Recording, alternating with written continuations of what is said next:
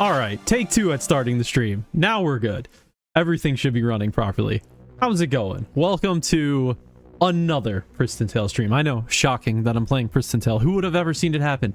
But we're going to be doing another Pristontale stream today. First of the year. We're just going to be grinding the Atlanta to start with. Might switch up for some Priestess. Maybe some mech. I don't know. I'm a little iffy on the mech right now. On if I really want to put... I don't know. I'm not feeling it so much with the mech. I love mech. I love mech to death. He's super powerful. Don't get me wrong. He is powerful. But I'm just not vibing with the Spark mech right now. I don't know why. It's just not feeling great. But I am vibing with the Atlanta, because the Atlanta I've been having a blast with, because she is, well, I mean, let me take it back. I'm having fun with the Atlanta, mostly because of just ranged AoE stuff. My biggest problem with Atlanta right now is she's far too tanky, and I do get a little bored playing her because I don't take any damage, which, you know, oh, boo-hoo, you know, don't take any damage, boring. Like, I get it. I mean, that's kind of like the ideal situation you want to be in, but it does make the grinding a little bit less interesting when you're just tanking everything. So because of that, I tried to restat the Atlanta a little bit.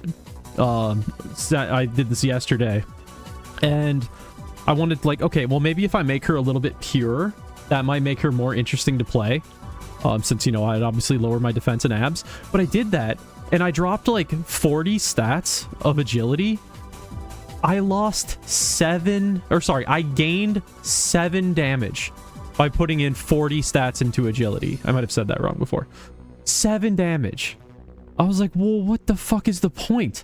If I'm going to be taking all this more damage, I would expect to gain more damage because of it. And I have no one to blame but myself, assuming the stat formulas are still the same formulas that I made back in the day. But, like, still, it was very frustrating that 40 stat points was worth so little damage.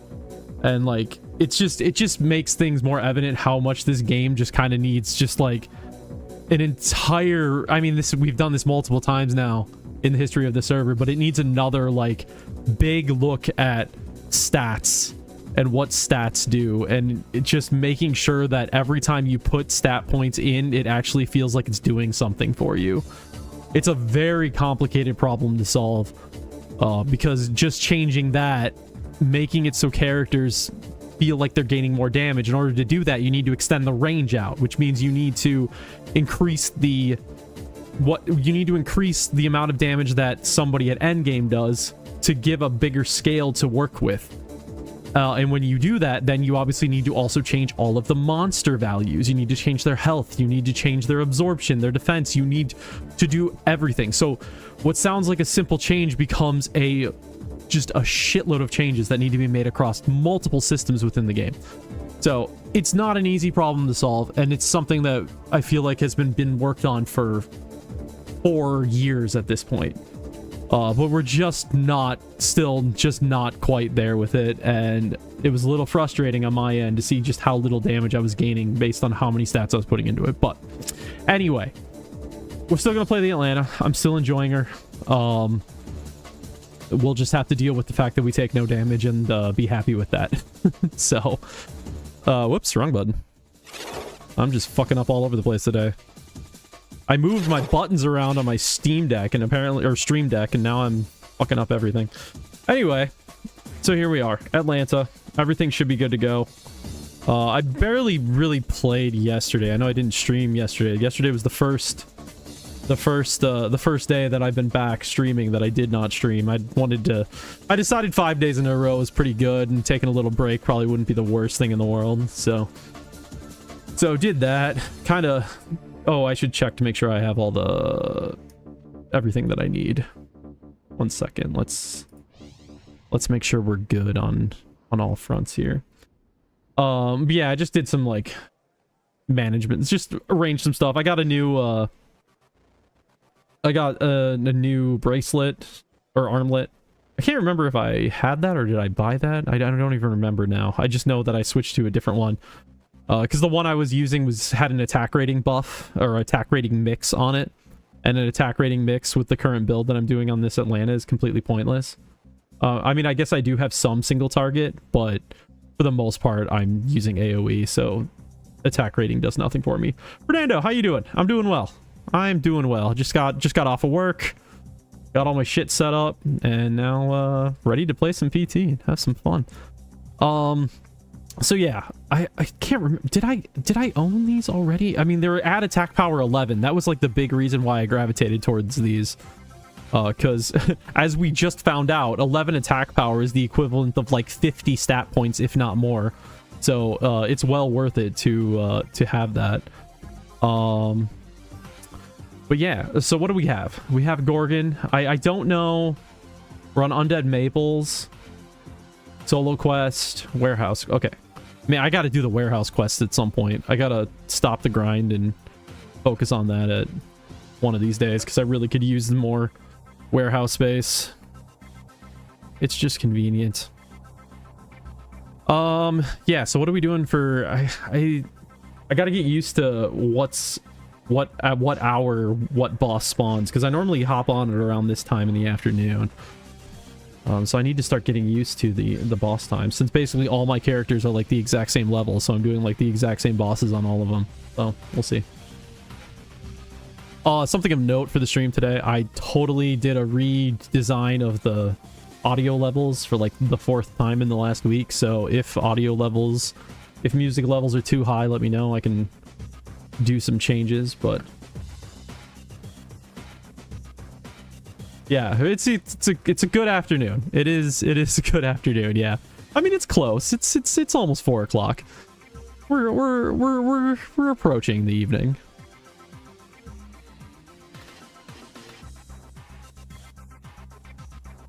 But yeah, anyway, audio levels. So if you have any issues, let me know. Hopefully good. It's so super fucking annoying. I'm just gonna rant about this real quick because I have a mic, so I can rant. I spent like an hour during my lunch break today messing with my audio levels to get everything great, because I knew I was gonna change how the music level works. And then I got it all set. Everything was good. Closed everything down. Went back to work. Came back about 20 minutes before the stream started to get everything going. All my audio levels were like completely fucked up, and it was all completely wrong. And so here I am, like a few minutes before I want to start the stream. I'm like, well, what the fuck?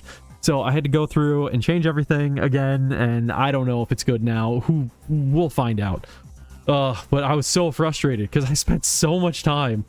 That's the one thing, at least for me. I don't know if it's the case for all streamers, if audio settings are a hard thing for me, but for me, it's a real pain in the ass to get everything exactly where I want it to be. And so it gets really annoying when I lose that. We've got a party. I don't want to join that party because there's a leecher, and I am adamantly against joining parties with leechers, so we're not going to join that party. I do see. Here's the question now: do we finish Undead Maple? You know what? It's not worth it to finish Undead Maple. I'd rather do Goblin Shamans, because Goblin Shamans is just worth so much EXP, and I need to I want to make sure I get this done before the daily reset happens. So we'll do that. Okay, what am I doing for skills on this character? I need to actually think about my skill layout again. Because I've been fucking around with stuff on other characters, and I kind of like making my skills kind of match between characters. So let's see. We want to put Split Javelin on F1, Ultimate Javelin on F2, and then F3 on... Okay. That should be good. I could also... We could do it this way, or I could... I also have I have a little script I made so that my mouse can change my skills instead. Maybe we run that. How's it going, ACR? Nice to see you. Welcome to the stream. Hope you're having a good 2025 so far. All right, so if we do that, we turn on this little thing. I can put you on left click F7 and left click F8. Okay, so now, oh no, I need you to put you on F8 and you on F7. Okay, we'll try that out. see if that works. What am I trying to do here? I'm trying to minimize that. Okay. Let's go.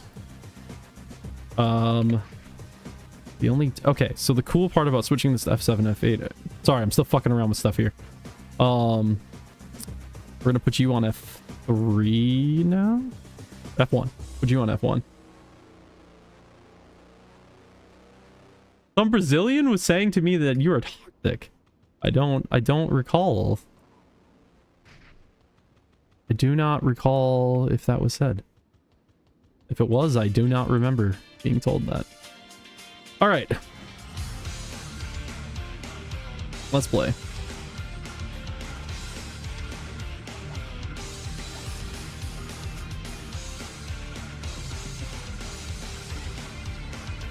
Okay, so is this gonna work? So we do that, switch to that. Okay, that it's a little iffy, but we'll make do with it.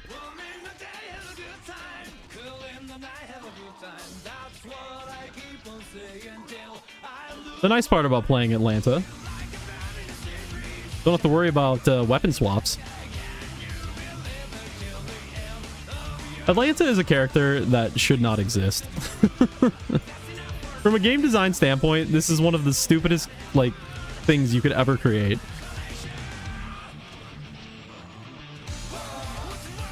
Let's see, go there, go there. Okay, there we go.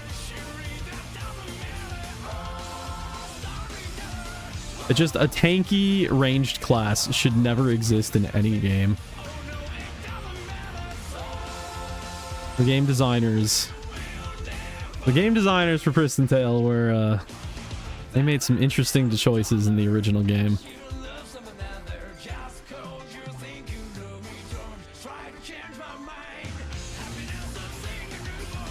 Okay. Do that, do that. That is the longer cooldown skill, right? 31 seconds versus... Yeah, okay. I figured it was, because it seems like most of the time it is the case.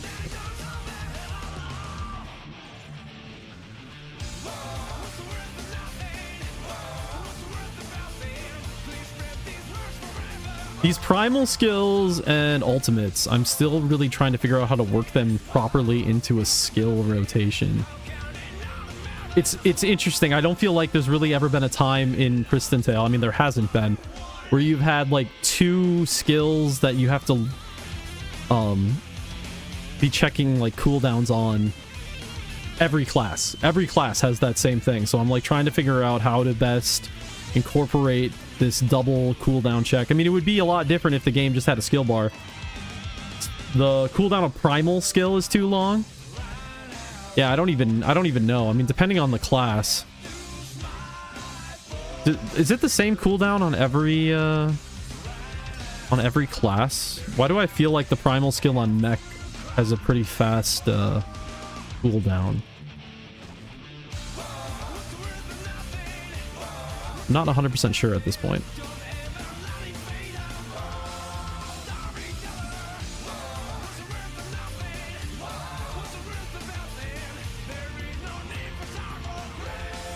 I gotta learn so much coming back. Oh, I finally turned off mana flags. I finally got around to that yesterday. that was badly needed.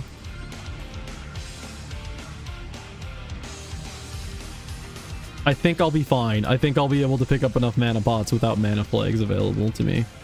I still wish I could, like... I know this isn't possible, but I wish I could make it so, like, half the mana was shown on mana flags or something. Implement T5 is hard. It is, yes, it is very hard to implement T5 on this server. So basically the story of what's happened on PTEU is every single skill had to basically be rewritten from scratch because the skills were a hard-coded thing in the game's code. So adjusting the damage values was incredibly difficult and a pain in the ass. So back about 3 years ago now, we had an update called Skills 2.0. And for Skills 2.0, we reworked every single skill in the game. So that's where things like, if we hover over Atlanta skill here, Storm Javelin, how you see it has a chain with lightning javelin and a chain with fire javelin.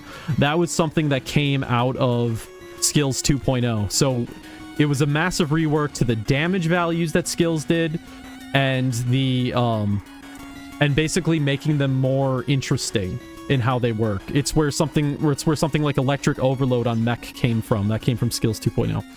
So basically, this is a long way of saying it was a shitload of work to do skills 2.0, and if we were to ever do something with tier 5, it would also be a shitload of work, because you'd have to basically rewrite all the tier 5 skills from scratch.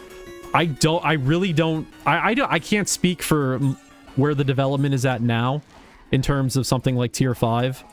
I know previously when I was on the development team, it wasn't really much of a priority to implement tier 5, because we're kind of the mindset that the changes we made to tier 1 through 4 are interesting enough that it makes tier 5 not as necessary.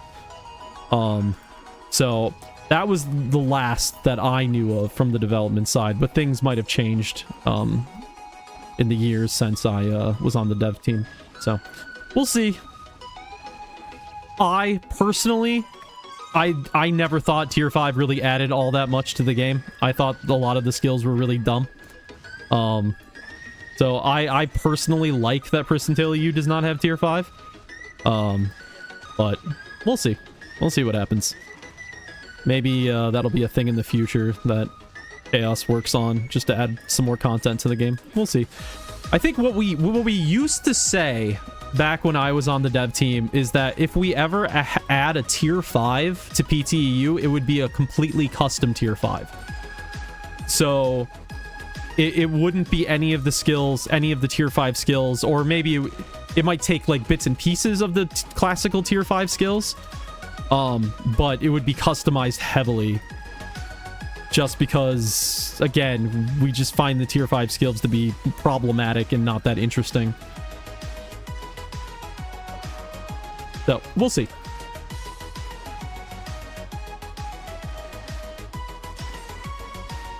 And who knows? Maybe next update there will be tier 5. For all I know, because I am not on the dev team at all, for all I know, that could be the case.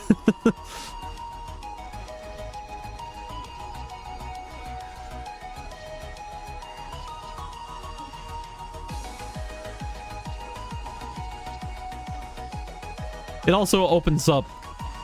Adding a tier 5 does also complicate things from like a skill point perspective too, because let's think about when you would get tier 5, right? If you got tier 5 the same way that you got all the other skills, you would get it at level 80, and then 90 would be the highest. And if we continue this 5-level gap between skill levels, that would mean the highest level you would need to be to use the top skill at level 10 would be 140, and obviously the game doesn't go up to 140 at the moment, and I have no idea if there's ever going to be plans to go that high. So it opens up more questions about what you would do if you were to put a T5 in. So my guess, because of the way the rest of the game is designed at this point in time, I would guess that a tier 5 is long from now. I would guess no time soon. So yeah,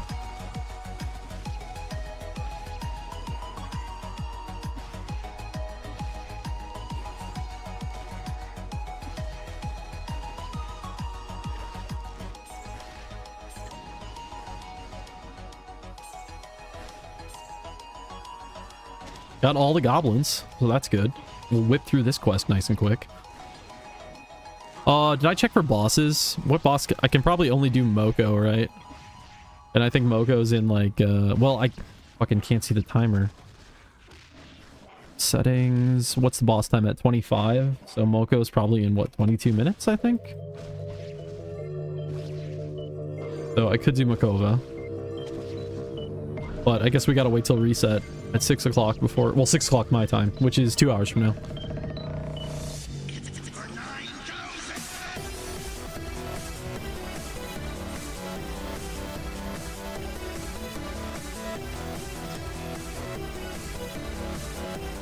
Oh, I'm not even fully buffed up. What am I doing here? There we go. How much does that add now? Attack power boost 21% on Triumph of Valhalla. Jeez.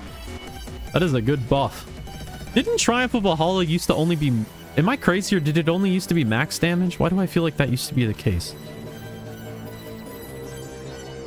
Maybe I'm crazy.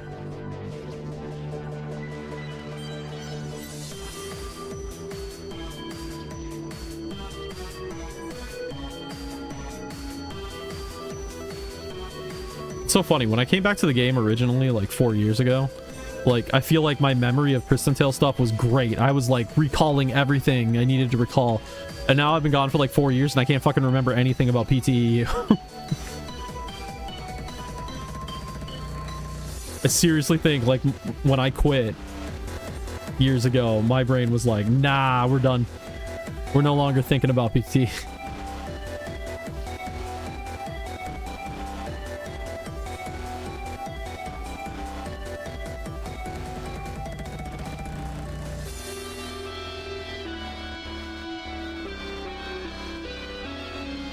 Dude, this week has been so fucking weird. I really hate these holiday weeks where you get one day off in the middle of the week. Like, I would have so much rather preferred to have, like, Friday off this week instead of having Wednesday off. So it was just so awkward. It's been a long time since I've had a schedule where I've just had one day off happen. Back when I used to manage a pizza place in my, like, early 20s. And when I did that, I had a schedule that was, how'd it go again? 3 days on, 1 day off, 2 days on, 1 day off. So I never had a 2-day weekend. Oh, that fucking sucked. I hated that. There was a lot of reasons to hate that job. Because service industry job, so it was super underpaid for the amount of work you had to do. I still, to this day, I have an office job now, right? I sit at a desk all day. The amount of work I did when I worked at a pizza place was way more than the amount of work I do now at an office job. Yet I get paid considerably more money than I used to get paid at the pizza place. Like, a lot more money than when I worked at the pizza place. So I was working many hours, shitty time off, and getting paid like nothing. That was like my biggest inspiration to go back to school. I was like, I do not want this to be my my career in life. And I went back to school, got my engineering stuff, and was fortunate enough to get a job. All right, Mortal Sword. Got some of this, get some money. So yeah, that's all to say that this week's whole day off in the middle of the week was annoying.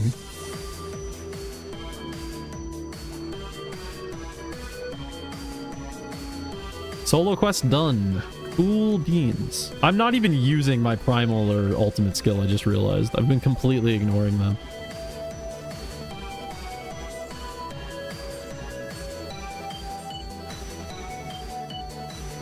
How's my mana situation? Okay, I've been able to get a little stockpile going. So. But yeah, I was trying to come to the party. I do not... Oh, good. Okay, well, people are actually playing. All right, I might join up. Let's go join up with them. I thought they were going to have a always AFK player. But looks like they're all playing now, so sure.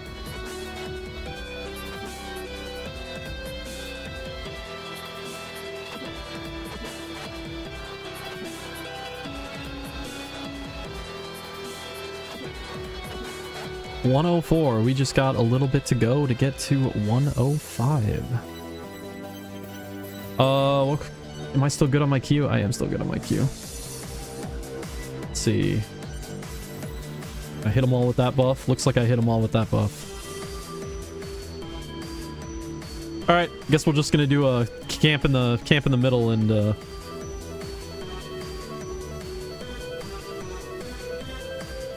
set up the stack.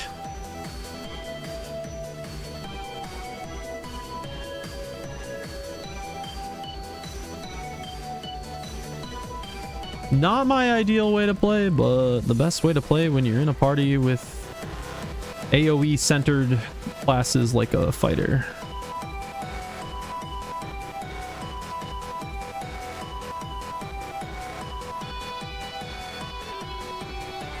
And especially when you're this stupidly tanky. Okay, let's see here. Left click. There we go.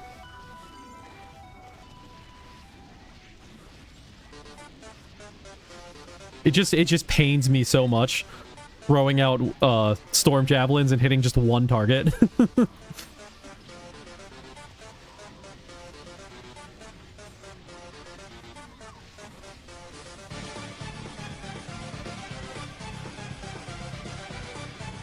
Like, I almost wonder, I don't know.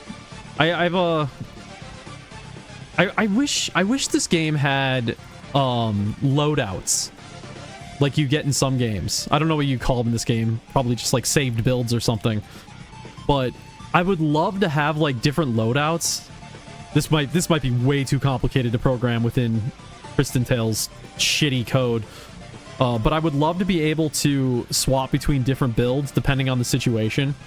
Like, I'd love to have a party-focused build that's just all around, like, single target skills to use when doing a stack setup like this. And then an AoE-focused build for when I'm soloing. So that would be a Storm Javelin-based build. I would love that so much. I don't need many. I just need 2 builds. I just need 2 options on each character. I need a single target setup, and I need a AoE setup. Then you can, oh, imagine, oh, you know how great it would be? You could just, like, switch your build for bosses.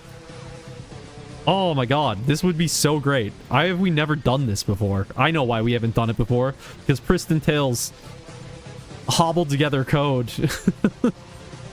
would scream if we tried doing something like that. The poor code can already barely handle what we do to it. I wonder what the... again, since I'm not on the development side anymore, and I'm not even part of the Discord anymore, I'm curious what the status is of the, like, full code rewrite type deal.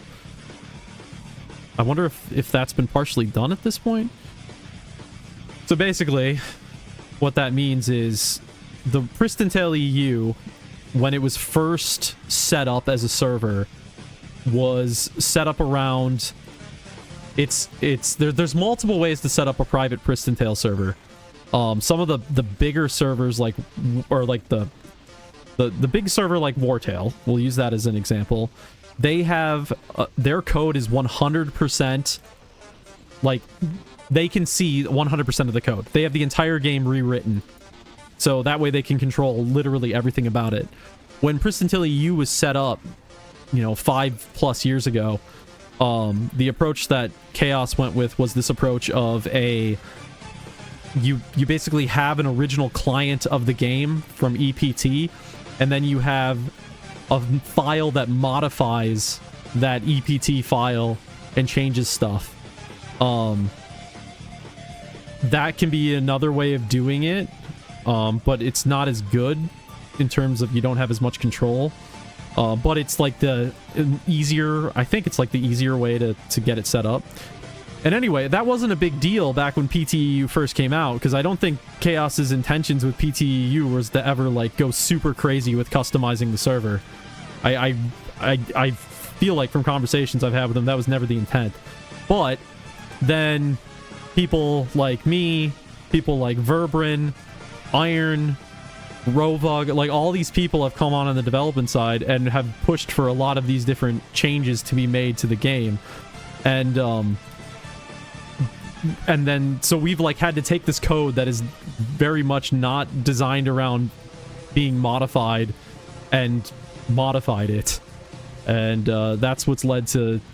It's made what should be very simple coding tasks be way more complicated. And so that's why when I was talking about the skill setup earlier and rewriting all the skills, that's why we had to rewrite all the skills. Because the previous code was basically just using the original EPT code, and that's code that we are not able to look at because it's just within the executable from the original EPT game.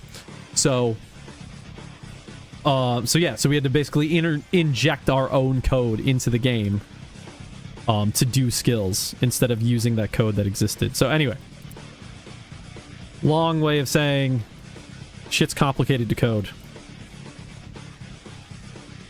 And I know that when I was on the dev team, we were talking about this whole idea that eventually we'd have completely open code to us, a complete rewrite of the game that we could do whatever we want with. And I don't know if that's still something that the dev team is working towards. I have no idea. I know so little.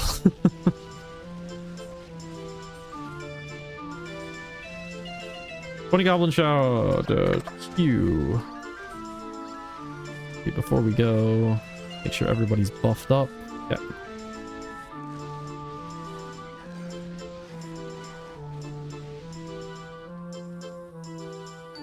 But God, just now that I'm talking about it, it would change so much about like build crafting if we had the ability to swap between different skill sets.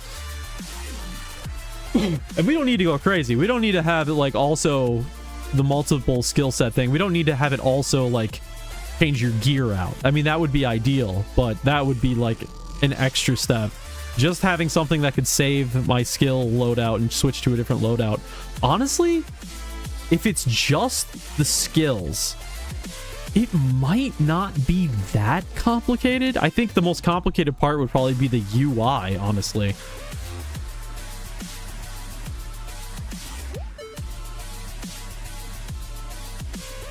It might not be that bad. Man, if I was still doing development... Oh, I should have sold stuff. Oh, well. If I was still doing development and still had access to the code, I might, like, look into that and see if that's something that I could actually do. But I don't have access to the code anymore. Or maybe I do. I don't know. I don't want to have access to the code anymore. Because I really, at least at this point, I really want to make sure that I stay as just a player. It's a big reason why I don't rejoin the Discord, because I'm just afraid that...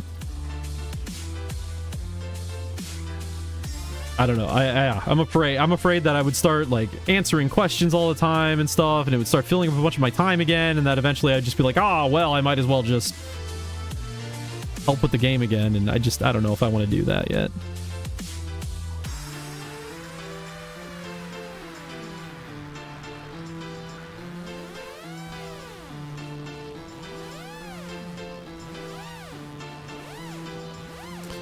We shall see.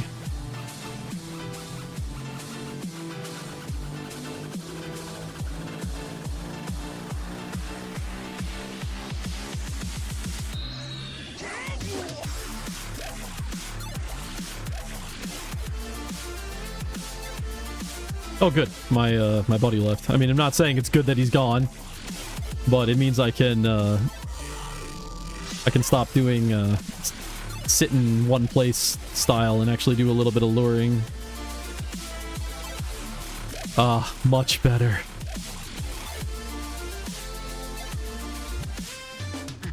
Are there even demons in this map? Let's see. I don't think... Is that a demon? No, it's undead, right? Yeah. I don't even think there's demons in this map.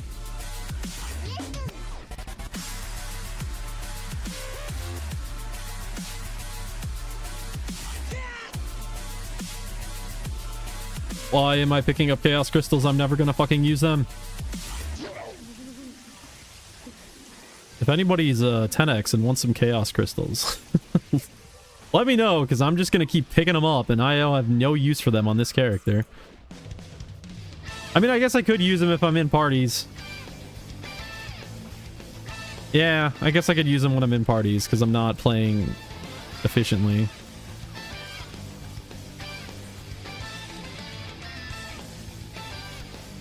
So, go ahead, crystals, fight for me.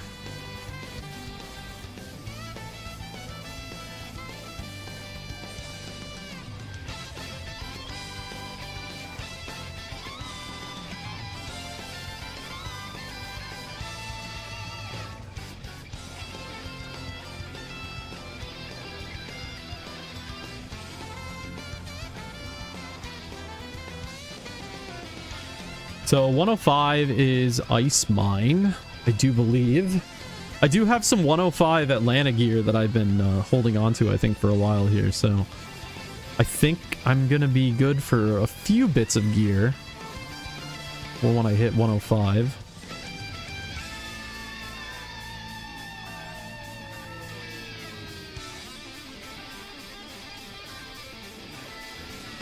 Oh, crystals are OP. We spammed like 15 crystals, 6 mana. There was only one.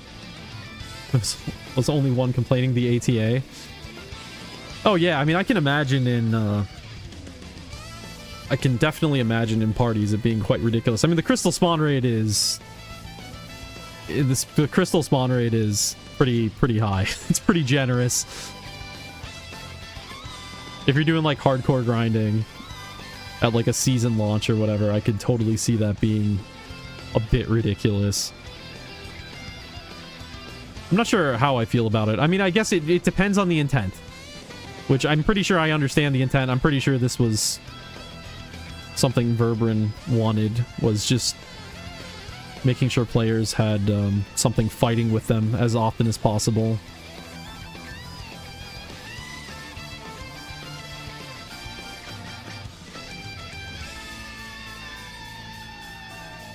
What I kind of dislike about it is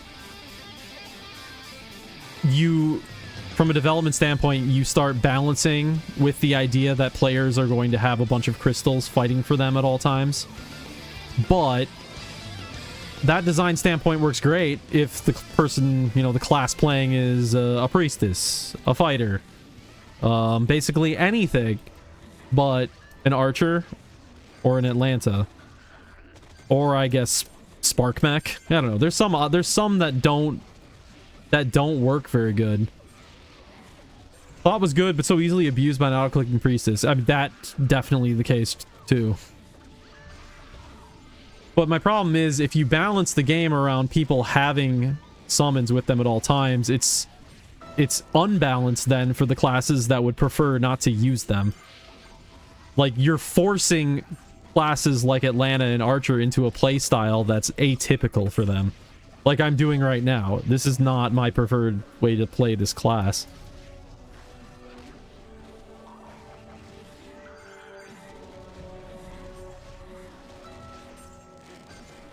If the game was more, I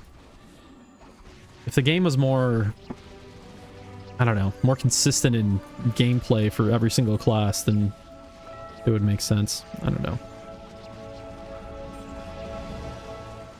What I do understand from crystals is I do understand maybe having crystals be more frequent in the lower levels, because classically speaking, it's a little harder to get parties in the lower levels. So I can understand that. Now, I don't want to be like some certain private servers that give you, like, go to a shop and buy mystic crystals to level up your characters. Hell no. Would never want that to happen. But, you know, making it so that crystals are spawning at a rate that you can pretty much consistently at least have one up. Like, that to me sounds like a fair thing to do for a new player. Street Boy, how's it going? Welcome to the stream.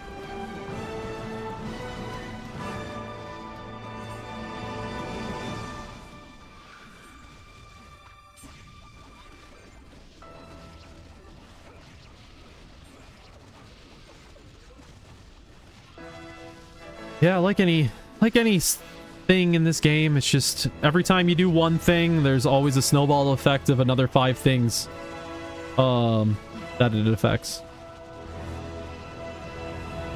Do you play with a lot? I'm not sure what you mean. Do I play a lot? I have been playing a lot.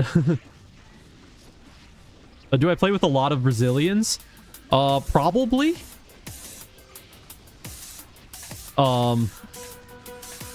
I haven't really... It's only a couple parties that I've been in that people have talked a lot since I came back to the game like a week ago. I believe most of the people I play with are Brazilian, though. If my stream viewership is anything to judge by, then... Because, like, right now, looking at my stream statistics and stuff, about 60% of my viewers are Brazilian. So if that's anything to judge by... I would guess that that means a lot of the people I'm playing with are also Brazilian.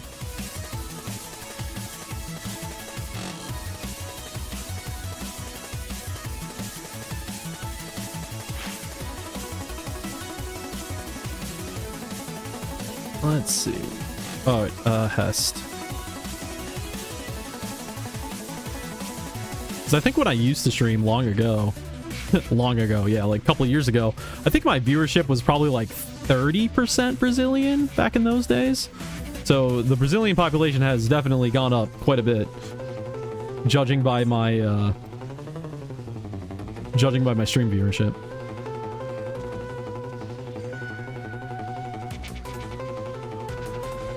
Everybody get the buff. Everybody get the buff. Everybody got the buff. Yeah.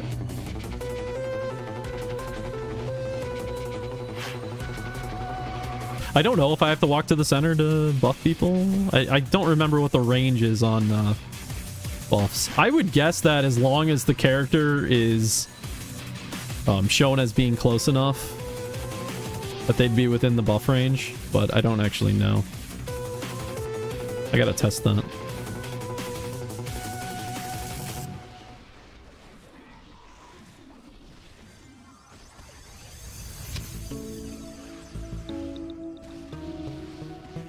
First time you see an American playing Pristontale. Yeah, there's like 4 of us, I think, in the entire world. I think about 4 people play Pristontale from the US. Let's see. I know one of them. One of them was in my former clan. He lived in New York. And that, let's see. I think in all my time on PTU, I've maybe just a couple others. I've met a lot of Europeans that play the game. A lot of people from, you know, Scandinavia, Dutch, a lot of Dutch people. For whatever reason,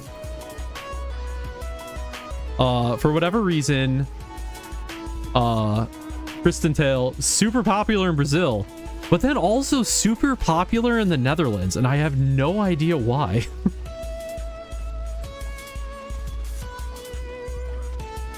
It's still nowhere near the numbers of Brazilian players, but yeah. Yeah, Vietnam also, that's up there too in my list of viewership. Vietnam is always high on the list too. Weight limit exceeded. Dysmorphia has messaged me. Don't know who you are.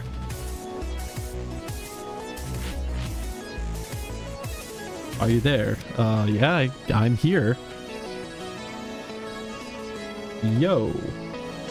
I assumed you were watching the stream if you messaged me randomly. I don't know why anybody would message me randomly.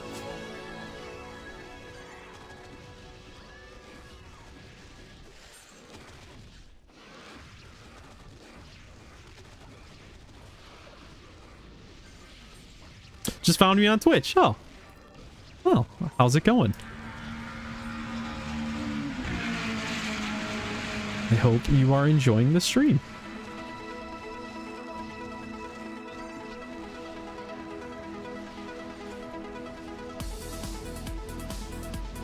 Fusion up.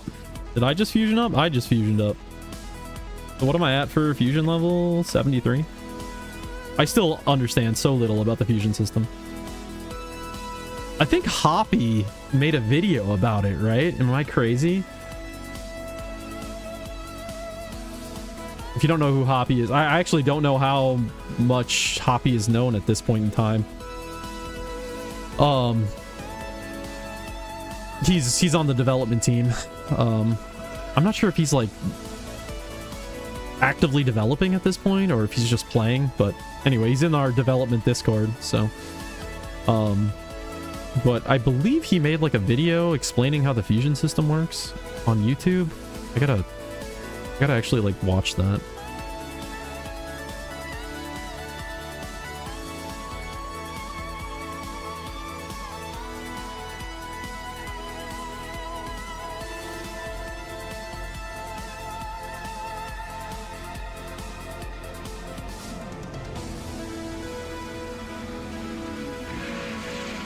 I assume you're watching Dysmorphia, but just in case you're not watching, I'm gonna send you a message. Epic Salamander Bow. That could be cool for my mech, even though I'm not playing auto mech.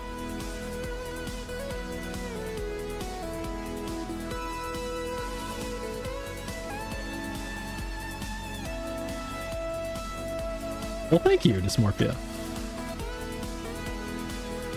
I spend a ridiculous amount of time working on my stream setup for somebody who streams to not very many people.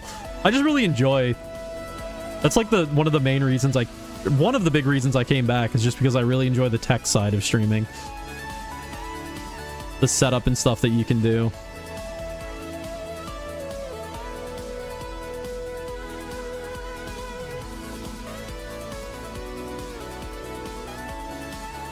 Love to start streaming as well, but I have no clue. Yeah, it's a little daunting at first. It definitely took you know, I guess I've been doing it off and on now for 5 years.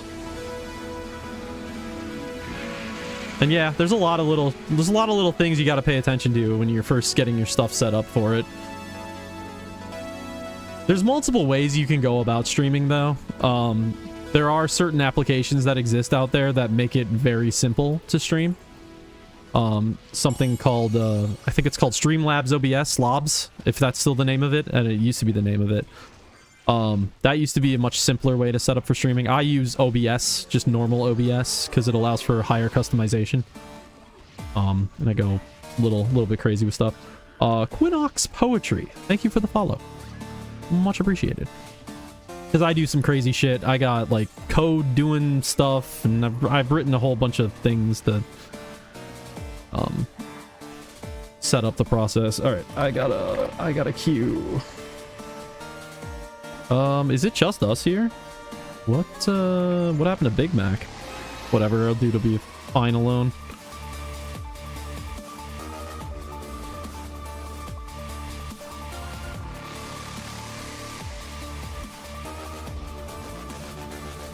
Did I just get stuck on the bed?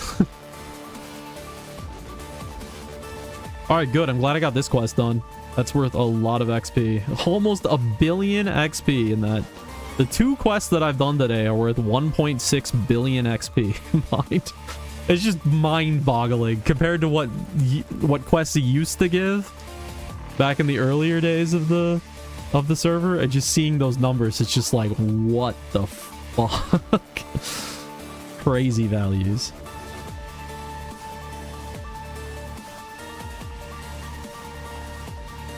Who should I be playing with? I should probably be playing with the mech. A lot of private Pristontale there. Was there? I don't know how many. Again, I haven't been paying attention to Pristontale anything for like 2 years. I don't even know what the private server situation is like these days. I would assume Wartail is still a thing, and obviously PTEU is still... Damn, I just keep forgetting to sell when I go to pick up quests. Whoops. Oops. But I don't know what the other story is. What else is out there these days? I don't really care too much about other servers.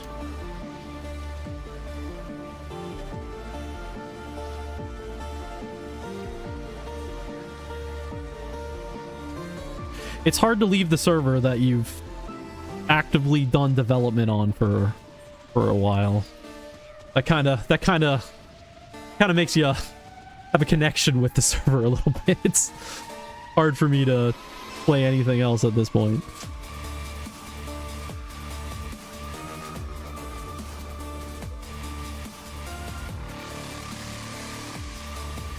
Okay, that buddy's dead.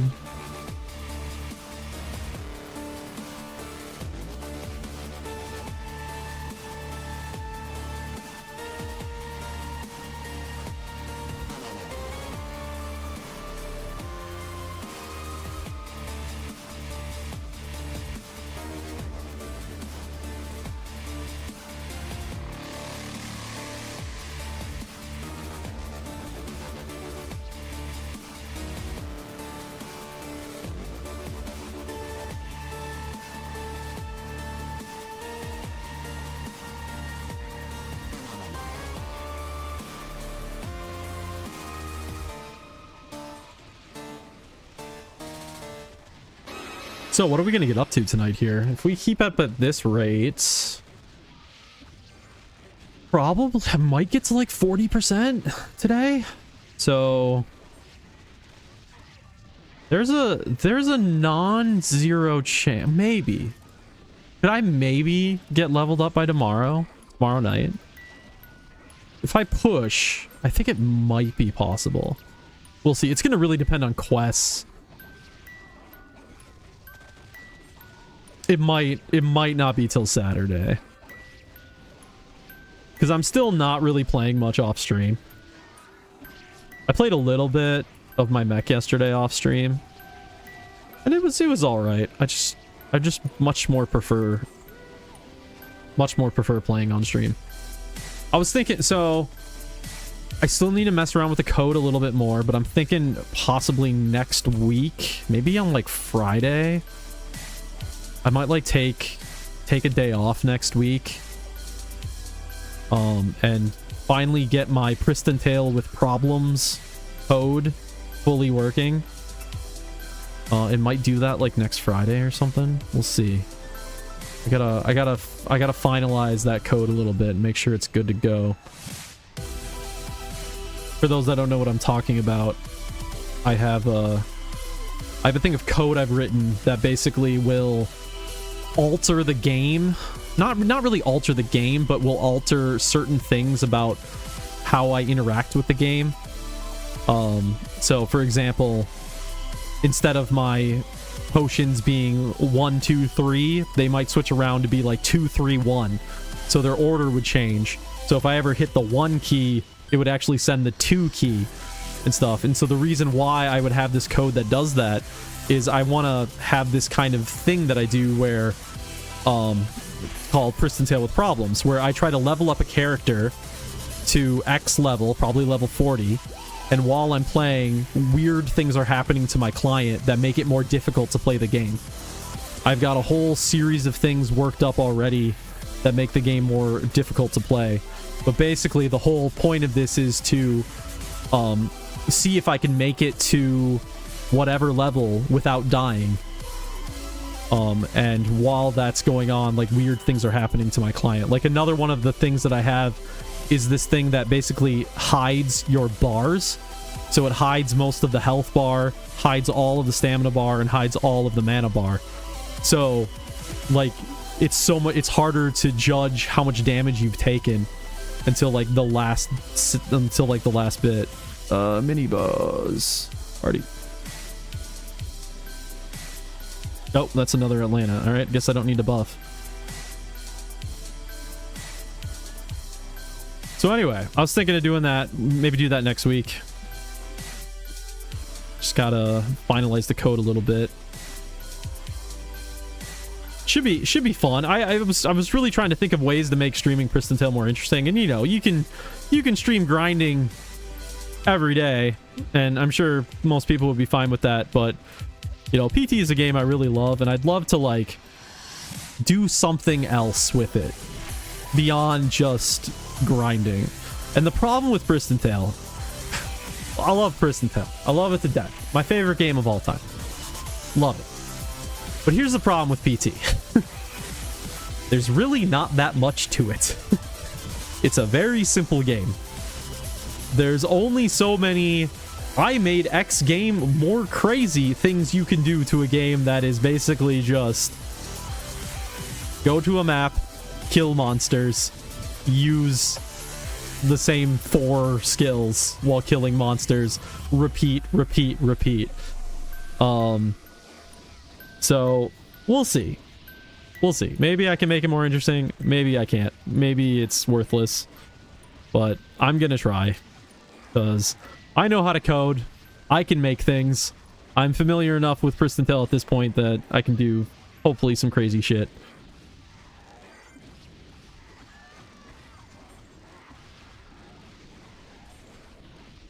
The other problem that Pristontale has is it's an MMO.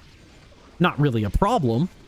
It just means that when it comes to modifying stuff to making the game more difficult, I can't literally mod the game. that would be against the rules, obviously. So the only changes I can make to the game are things that, like, are UI things, like I said, like hiding stuff. That's very easy to do by just literally taking a black box and putting it over something, like a visual black box. So it's not modifying the game, it's just adding a little window. I use a scripting language called AutoHotkey, and that little that scripting language adds a little box. So it's not actually modifying anything, it's just a visual change.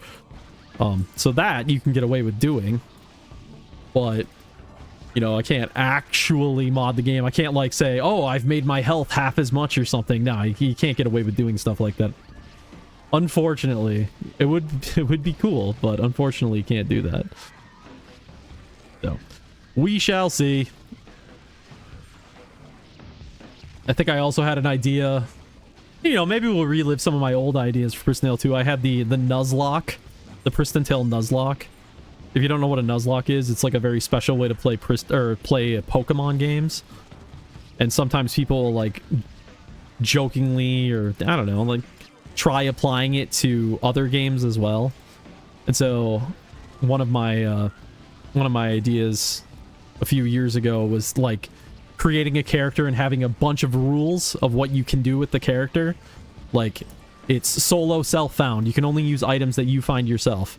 Not nearly as big of a deal these days, but definitely was a bigger deal back in those days. Solo self-bound. One of the restrictions I did on my Nuzlocke was I'm not allowed to buy potions, which again was a bigger deal then. It's not as big of a deal now because I feel like potions drop frequently enough that you could play the game without potion drops.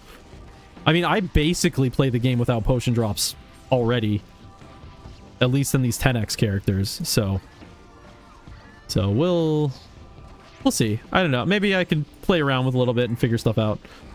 But basically, the common factor is it would be playing a brand new character doing these things. Because I really enjoy, if there's one thing I really enjoy on Pristontale EU, especially, it's playing low-level characters. It's a lot of fun for me to play a character from level 1 and go through for a bit. Exeth, how you doing? Welcome to the stream. Hope 2025 so far has been well to you. Oh yeah, Yagamoth. Oh yeah, I haven't watched a Yagamoth stream in a while.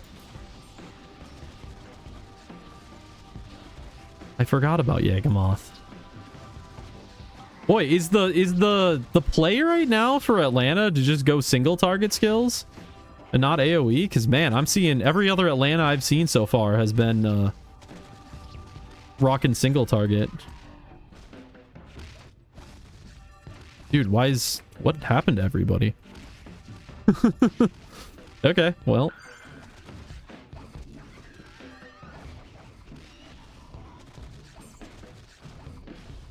Oh, man, it's one day of work. Tomorrow's a three-day weekend. That's great.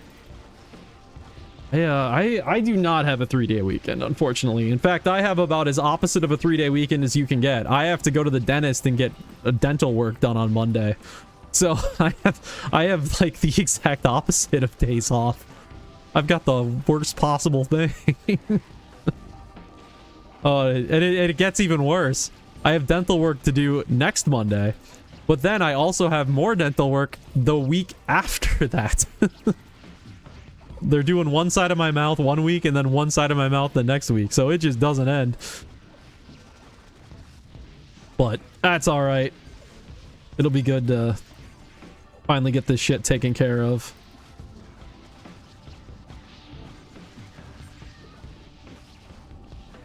It's not like the world's most intense dental work. It's just a couple of fillings, but still.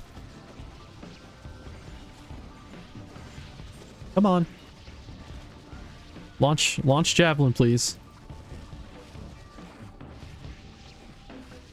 Yeah, I mean, I don't know. I was gonna say maybe I need to look into the single target build shit that it seems like every other Atlanta's doing, but I'm like, nah, what's the point? Because when I'm playing alone, the last thing I want to do is fight single target. If I want to fight single target when alone, I'll play an automech. I play Atlanta so I can hit a whole bunch of things in one throw. Where are we at on this queue? 75? Good. Okay, I need to pick up... I need to sell once I'm done with this. I've got too much shit. Yeah, I technically worked today, but I didn't go into the office. I worked from home today, so it's pretty simple day overall. But tomorrow I plan on going into the office, so if I do stream tomorrow, I'll probably be streaming. I'll probably start a little later my time, just because I have to get home from the office, take my dog out, and get all that shit done before I can start up a stream. So we'll see. As always, no guarantee that I'll be streaming tomorrow, but assuming everything goes normally, I probably will. And who knows, maybe we'll do a little bit later tomorrow because of Friday night. Who knows? We'll see. Who the fuck knows? Or this could be my last stream ever today. You never fucking know. I highly doubt that's going to be the case, but you never know. I'm still having a lot of fun. It's been almost a week now. My first stream was last Friday. So we are 1 week into this completely unexpected return to streaming. Come on. Just let me hit you. Fucking Pristontale. You love it. But man, is it annoying sometimes. Love the game to death. Favorite game of all time. It means so much to me. It has been one of the most important things to happen in my life when it comes to video games. But Jesus fucking Christ, is it a mess. It's just a mess. And it's not even the fault of like the private server or anything. It's just that's what the game is. The game is a mess. It always has been. It always will be.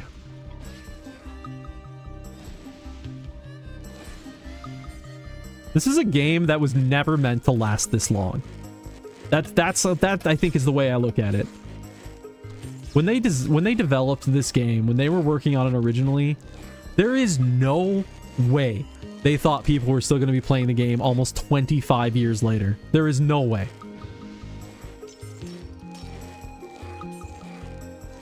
They did not put that level of effort into the original coding of this game. But here we are. Because if there's one thing that human beings are good at, or one thing that human beings love, it's nostalgia. As evident by all the fucking Star Wars movies that they're constantly making. Nostalgia is a hell of a drug. So I do feel for Pristontale. It's a little bit more than nostalgia. It's this old school MMO approach that you just don't get anymore. It makes it a lot of fun. That's really a big part, is I mean, it's nostalgia. Obviously, it's nostalgia. I think anybody who's playing the server and had played it when they were younger, anybody who says it's not nostalgia is lying. There's a bit of nostalgia in it for everybody. But there is this aspect to it where modern MMOs are just single player games. Modern MMO, like, they're all fucking single player games. And being able to play in a game where I'm just casually grinding, but here I am with a bunch of strangers, and we're all just perfectly happy partying together. Not a big deal at all. And I love that about old school MMOs. EO2 was released, or he started playing them, released, and the wait WoW to be released in February. He told his clan one night, okay, chap, see you tomorrow. Never logged in again. Yep. I mean, that's what happens for everybody, right? Everybody one day is gonna say something. Well, more than likely, I guess you might know that you're quitting something. I guess I knew I was quitting PTEU before, but I still made it back eventually. Have you tried Throne and Liberty? No, I haven't. I've tried, you know, I'm bitching about modern MMOs so much. It's funny because I haven't really played all of the modern MMOs. I just speak from experience from the last, like, you know, maybe 10 years worth of trying different games and just constantly being let down by the multiplayer aspects of them. But no, I have not tried Throne and Liberty.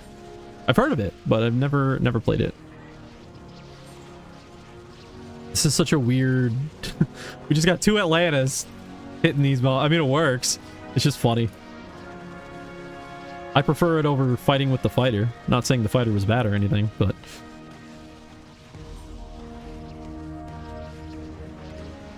He did lock it in 3 or 4 years ago. You're back. Love it. Love it, love it, love it.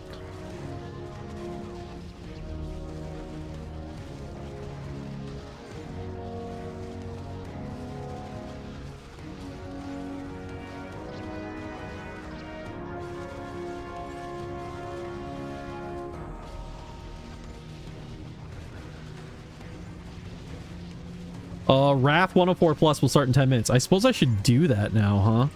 Is that worth it? How much XP do you get for doing Wrath?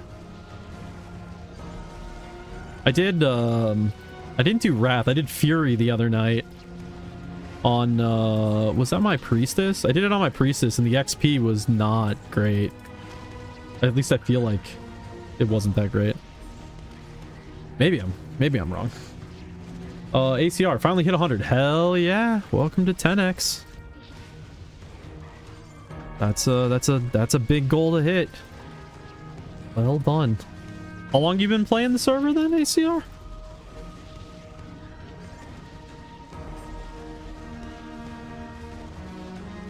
I know when I got my first character to 10x, I was incredibly proud, honestly. Even though it was a bit harder to get to 10x back in those days. 2 months, nice. I think this character here was my first 10x that I did myself. Yeah, I'm pretty sure this was my first 10x character.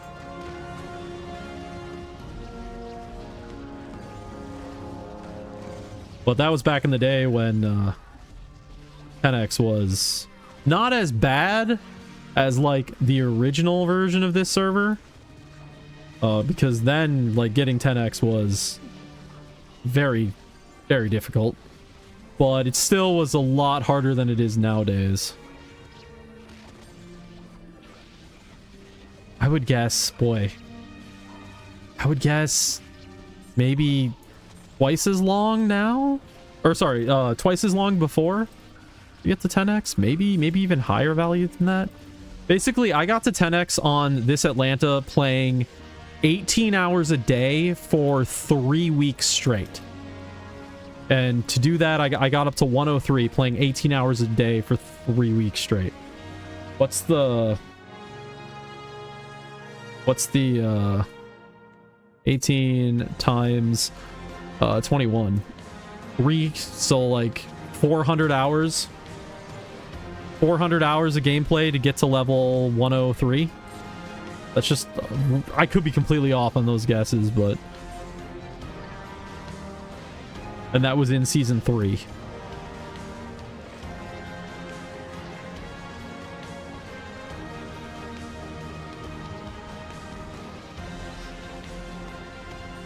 I need a horse. There we go.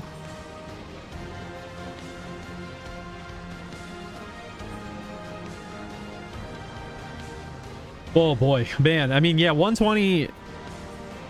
It's just, it's again 120 similar to like the things I'm talking about when it comes to 10x. Like the amount of time it takes to hit 120 has shifted so much over the years between different balance patches.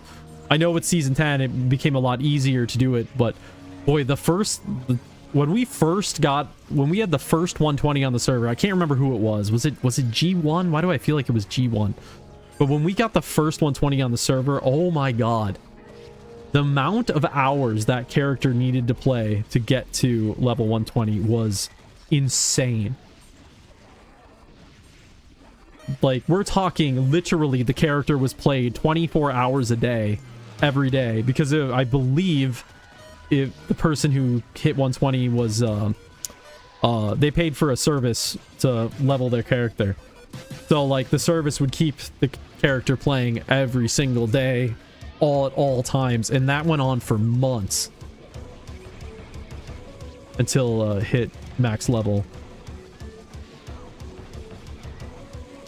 So nowadays, a little bit less extreme.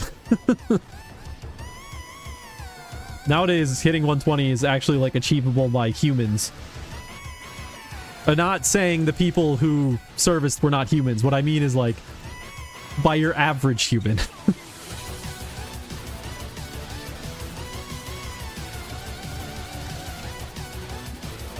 Which is good. I do think that's a good thing. I was always, from a development standpoint, I was always hesitant on getting to 120 easier, because my biggest fear was always, well, if people get to max level, what are they going to do? Pristontale is a grinding game. So if you rank it to max level, what are you doing? But now that we have like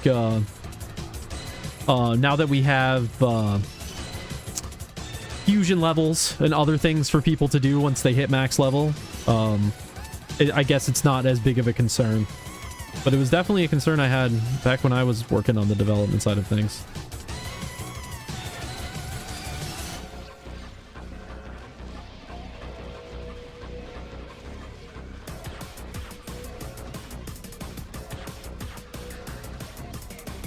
Yeah, Soul's rarity of items, yeah. I mean, the top level players will always be happy with just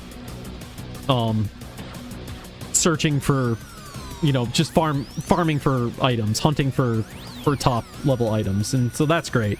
But there's certain players of the game also that just don't really have that much interest in that, and those are the type of players that I'm concerned about, making sure that they still have content to do. I've never been a hunter. I think that's probably why I've never really been super keen on getting high level in the game. It's just because I find I have far more fun in the journey than I do in the destination.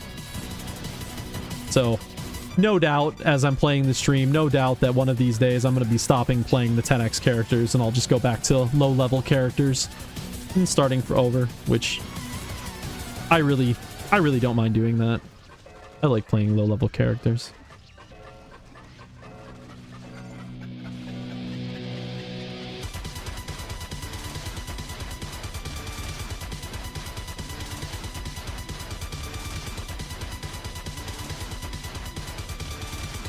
I just feel like I need to have a gimmick. I feel like if I'm gonna start up another low-level character, so this is outside of the Pristontale with Problems thing. The Pristontale with Problems thing will happen, but that's gonna be its own thing.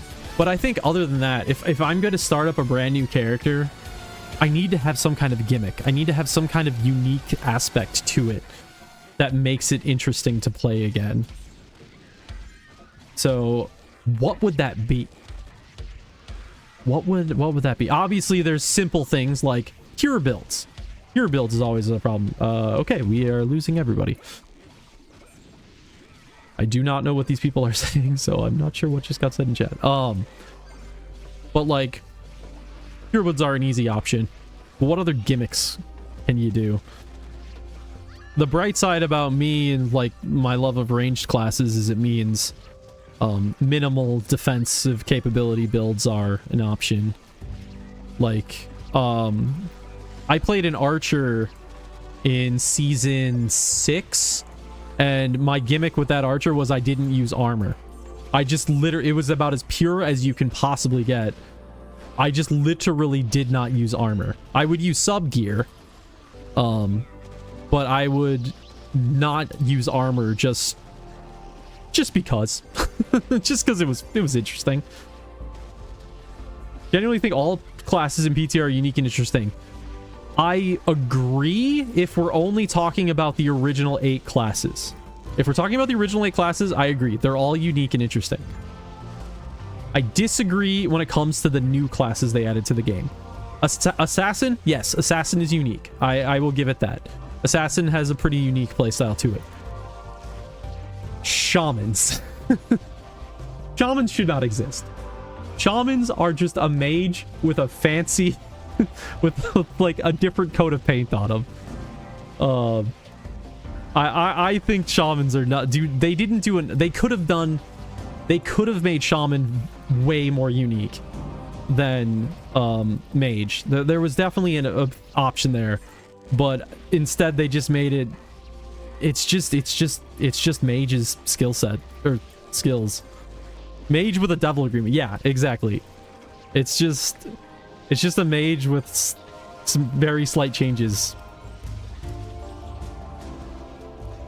I mean, even I could even also kind of make the argument that an assassin is just kind of like a pikeman. Just a little bit different than a pikeman. I don't know. I'm not the world's biggest fan of the new classes, but I don't know if that's just because nostalgia is talking about the other classes or if it's an actual disagreement with their with the way they're designed. I don't know. Too hard to discern. Oh, I missed Fury. Oh well. Like I say, we are not here to grind efficiently. We are here to have fun playing the game, and that's about all I care about at this point in time. PTEU full hacks. Full hacks. All the hacks.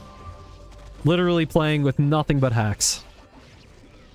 Speaking of which, not speaking of which, that's the bad way to transition this. I got asked on a YouTube video about my mods that I run. My mods are not hacks. I would like to emphasize that. My mods are not hacks. But I got asked about my mods, and let me... I think I have a command for it, yes. Let me post this in YouTube. All the mods that I use on stream, so that would be my Rainbow UI mod. That was one that I made. My cursor mod to make the cursor more visible. That one I didn't technically made, but I did modify it. That was made by somebody else. I wish I knew the exact person, but I can't give them credit, because no name was on the mod when I got it. But anyway, I modified that a little bit. The flag mod. The flag mod. I love this PT because they don't have protection for engine. Yeah. That's not a good thing.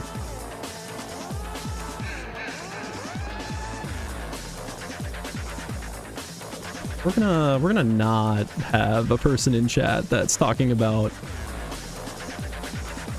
messing with PTEU. That is not something I want in this chat.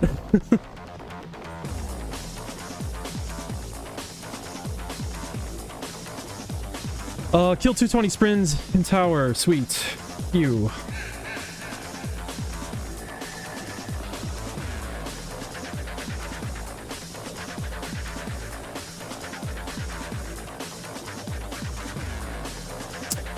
But yeah, so there's the mod in, the mods are all on that website that can be used. They all work with PTEU. To install them, use the installer that's on that website. I wrote the installer. It's fine. Don't worry. It's not going to do anything to your computer. It's basically a fancy extractor. It just unzips the files essentially, so it's nothing to worry about. I just did it because when I would share my mods with people would always get confused at the installation process. I don't know why. It's really not that complicated. But people would get confused every time, so I'm just like, fuck it. I'm just going to make an application that does it for them. So that's why the mod installer exists. Just the main thing to remember is you need to run as administrator. Because Pristontale EU, the folder location, it gets mad if you're not an administrator. That's all.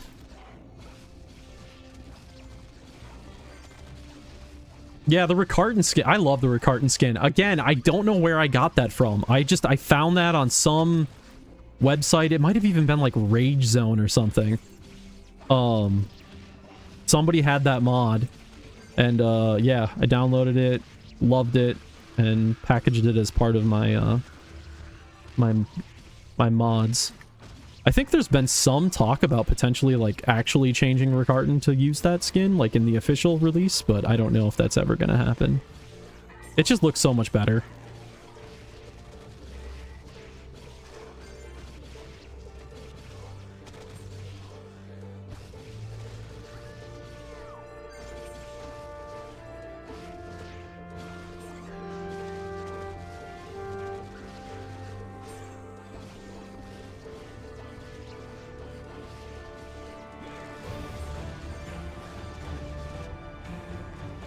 Do I... So can you not ban people? I guess you can't like ban people on YouTube. Maybe you can. Maybe I'm just not seeing it. Oh well.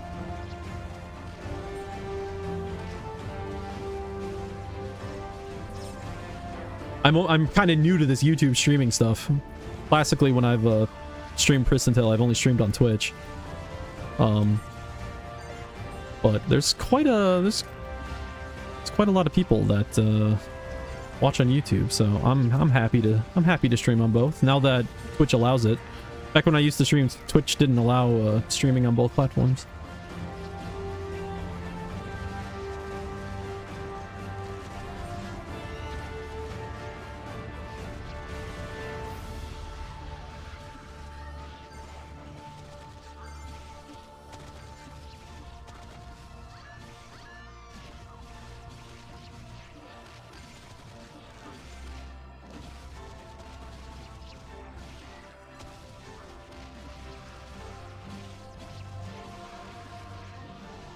What kind of mech we got here? Impulsion? Nice. Yeah. Oh yeah. They happen. They've always happened. So, story about haters. I got banned on YouTube. On this account. This account that I'm streaming on. I got banned on YouTube at one point. Because I got like mass reported. Like mass fake reported by somebody. I don't know who. My assumption has always been that it was one of the other servers. But yeah, that ended up happening. I appealed the ban, and they overturned the ban. But yeah, I went on. I got an email one day. I was like, "Your account has been suspended on YouTube." I was like, "What?" And I got suspended because of spam. Apparently my videos were spam, is what they were saying. So my guess is I just got mass reported as my videos being spam, and ended up getting banned for it. So yeah, that was fun, but thankfully they reviewed my case and they're like, oh yeah, this is bullshit. So yeah, there's a lot of fucking haters. It's very annoying. The Pristontale, the PT community can be, I mean, I think all communities have problems sometimes, but PTs can be kind of childish at times, I feel, in the way that people react to things. But yeah, whatever, you live with it. It's what comes with the territory.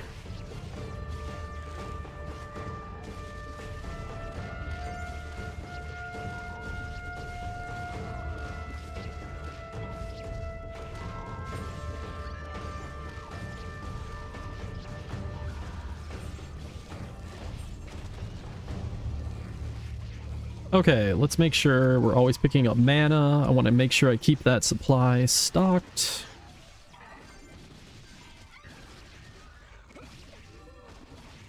Anyway, I was looking at this mech. So what's he using? I'm always curious what mechs are using. So, impulsion based. Claw? Is he claw mech? Oh, wow. Actually using a claw. Okay, that's cool to see. I still feel like everybody hates me for the claw change that I pushed for. Look, mech is complicated. You need to have hammers existed in the game since the beginning, but they were completely irrelevant. And so, like, we need to make hammers more relevant in the game. It's not just so much that we're using every item, it's for the economy. You want to make sure there's demand for every single item class in the game so that there's like the economy makes sense. right? You don't want to just have one weapon class that everybody just junks and throws and gets sad when they get it. So we needed to make it so that hammer was more essential to mech. And so how do you make hammer more essential to mech? Especially if a claw exists. Going to the gym now? All right, it's ACR. Hey, thanks for stopping by. It's good to talk to you again. Enjoy the gym. But how do you make hammer interesting if claw exists? Because claw ends up being it's at level. It's a one-handed item that is always at level for the class, and by at level I mean like it happens at every single level gap, right? So at level 70 it drops one, 75 you get one, 80 you get one, 85 you get one. Unlike other single-handers that, like, say a sword, where you only get a one-hander at, you know, level 40 something with Slayer, Highlander, and so on. So if you can always have it at level, that means it's higher damage overall. So why would you, there would make no reason for you to want to use hammer. So it was like, okay, what do we make the claw be then? And so the idea was we make the claw the tank weapon. It is the weapon you use if you're a tank. If you want to be DPS on a mech, you use a hammer. And so we did a few things to make that work that way. One of them was the requirement of health. I know, super controversial. A health stat requirement on claws that forces who's ever playing it to go down a tank approach, increasing their health total. And it's balanced. Everything is balanced. The stat requirements are all balanced. So the amount of stat points a tank mech has to use is the same amount of stat points as a power mech has to use, as an auto mech has to use, because there's a balance overall, but there's not a balance in the stat groups that they take. So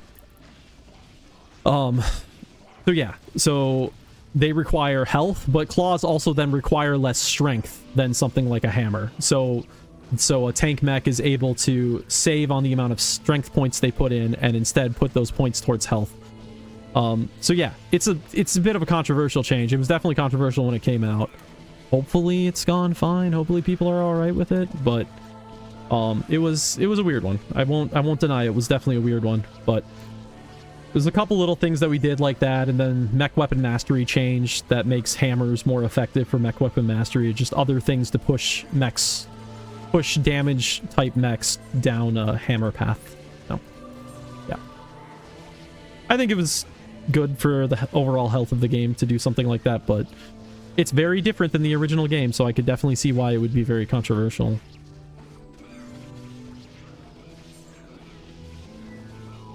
I don't know if I've ever done a claw-based mech since that update. Just because I don't usually play... I don't usually play tank anything in this game.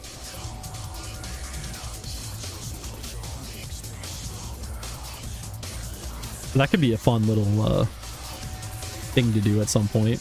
Maybe just go full tank. Why did it just type all that shit out when I tried to type K? What the hell? What did I do? It looked like I was like swearing at the guy. Whoops.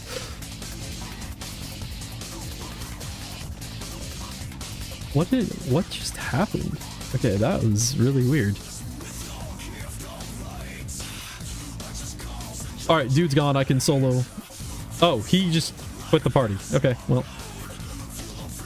Maybe he did think I was swearing at him. Or he's not, because he's coming back. You want to party? Okay. Well, I had about 2 seconds to lure the spawn in for myself.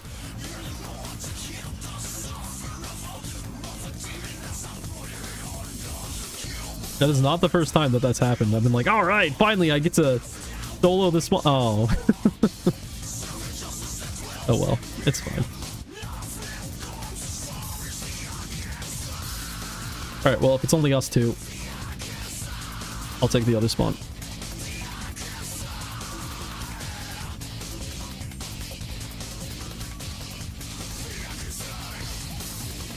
No, no, no, just take the other side.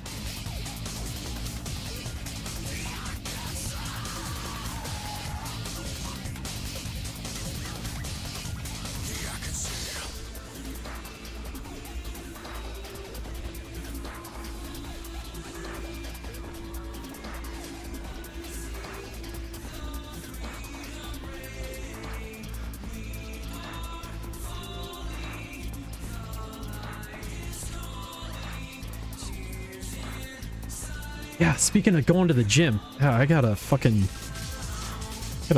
get outside and exercise again. So, story of my last couple of years. So, last you saw me streaming, not including the brief period of time in the middle of the year that I came back.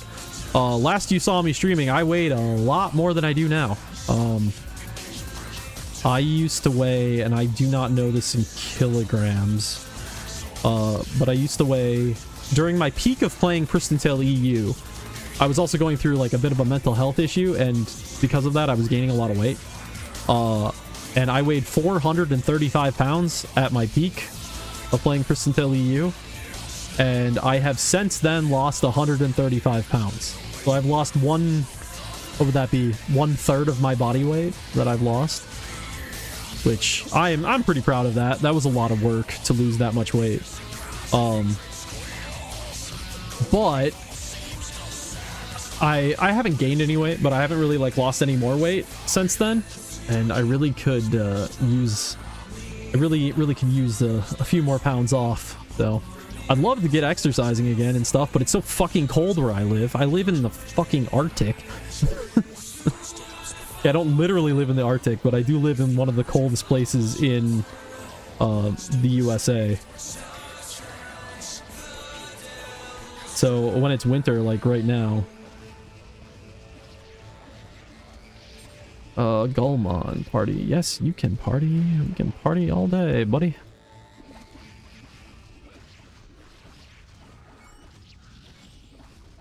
Oh, mini boss is 105.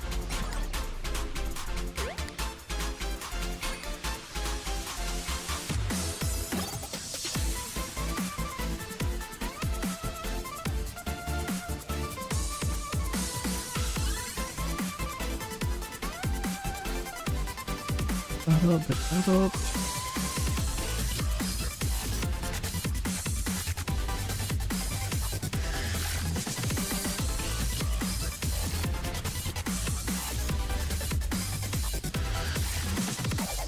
What the hell is going on in trade chat right now? Oh boy. Good old PTU trade chat.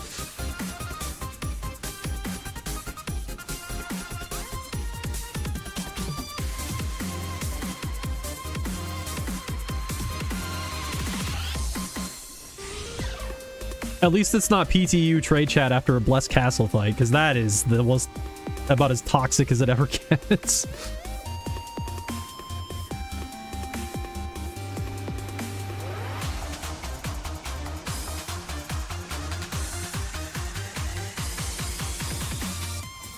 Man, how did I get so much XP? Was it just from those quests? Man, I feel like I've gained a ton of XP today.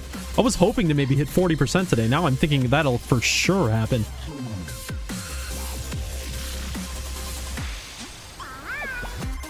I feel like I just leveled up my fusion, like, not that long ago, but looking at the bar, that was like half my level XP ago. What are you guys doing here? Okay, so you're both taking that swan. Alright, that's fine. I'm totally happy soloing this.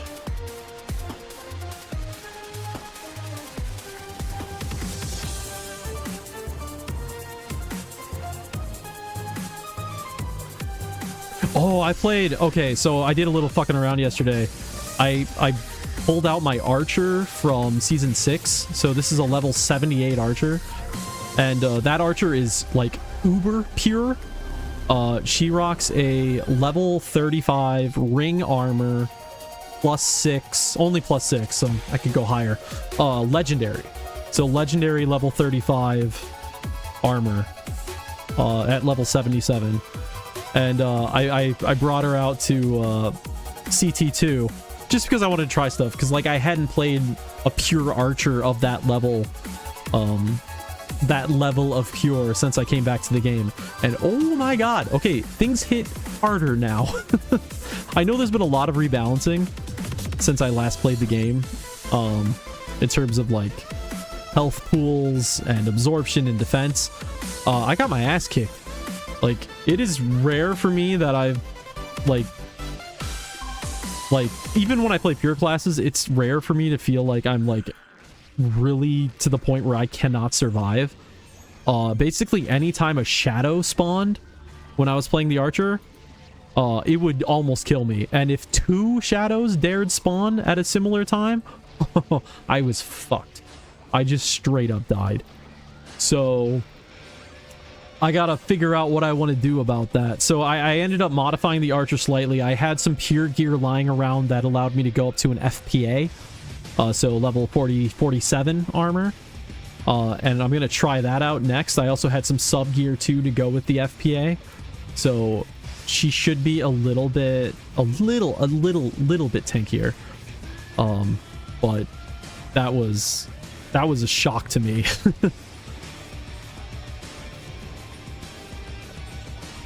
I did at least confirm that the pure update that I worked on before I quit, that is still applied to the game, so you still do get so for those of you that don't know what the pure update was, this was my attempt at making going pure in the game more beneficial to the user, because you're asking the user to do a lot. When they give up a lot of their defensive capability, you want to reward that. You don't want to reward it too much, because if you reward it too much, then everybody goes pure, and you don't want that. You just want it as an option. So how I did that was basically the higher your stat total is in your primary damage stat, the higher it is above what it's expected to be. And by expected, I mean the requirements on a piece of gear. The higher it is relative to that, the more damage or more attack power it gives you exponentially. So we'll just give number examples. If you're, I don't know what level, but say your gear expectation for your agility stat is 200 because of the requirements on your gear. And then you put in like 300 instead, then because the difference between your actual is so much higher than your expected, the damage you get will be more. And if you put 10 more points into it past 300, like past that 300, it's even worth more and more, and it just keeps going up. The reason why it can work is because there's obviously a limit to the number of stat points you can put into a character. So exponential will work because it's not an unlimited number of stat points. But anyway, it makes things more interesting. It makes pure builds more interesting. And I don't know how much they get used anymore in the game, but it was a fun little update to work on. It's definitely unique. I'm gonna go out on a limb and guess that no other server has done anything like that. I think the only reason why this server did it is because I just have a fascination with pure builds, and I always have. This idea of being so obsessed with wanting to deal damage that you actively hurt your defensive capabilities. To me, that's just really interesting, because it just adds more depth to the game. So putting more emphasis on that was something that I really enjoyed doing.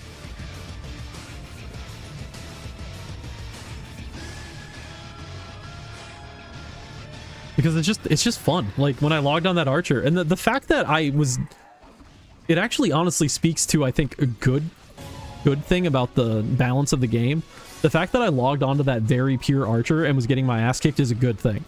That's exactly what should happen, because I am making this stupid decision to lower my defenses ridiculously.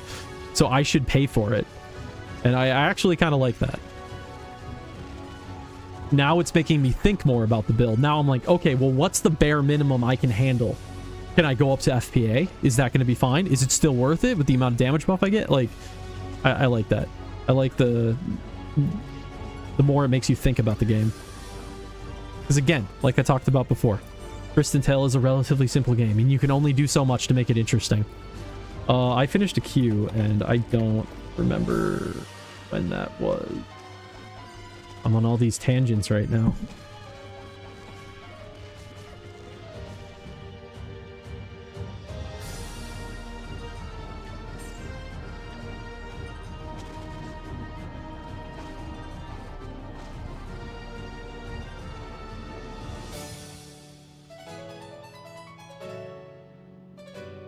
We are gonna almost finish all quests in this map, aren't we?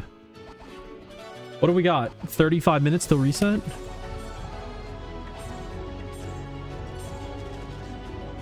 So, something I just realized. So there was an update done to the game. I don't know what season it was. Maybe it was a recent season. Maybe it was long ago. There was an update done to the game where there was an increased chance of getting drops that are your spec.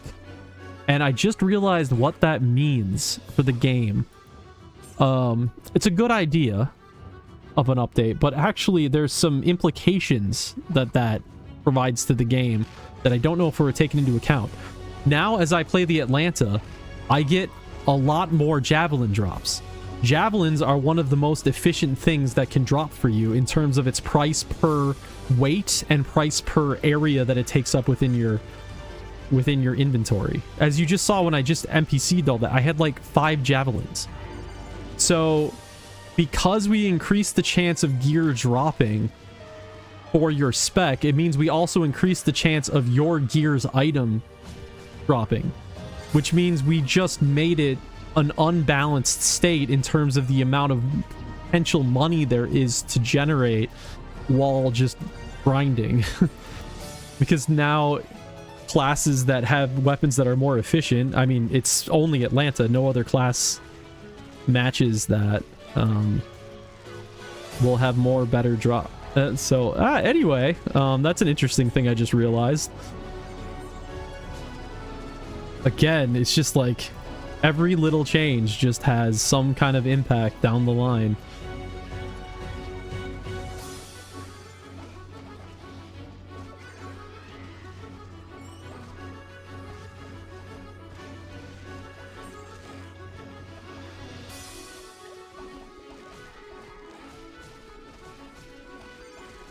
Undead Maple Soul. What does that give me?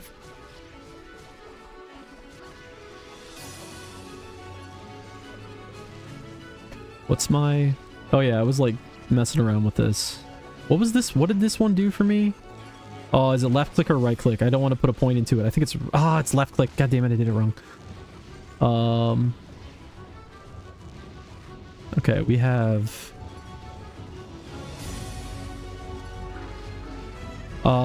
let's see. So that was a defense one, I think. We'll fuck around with it later.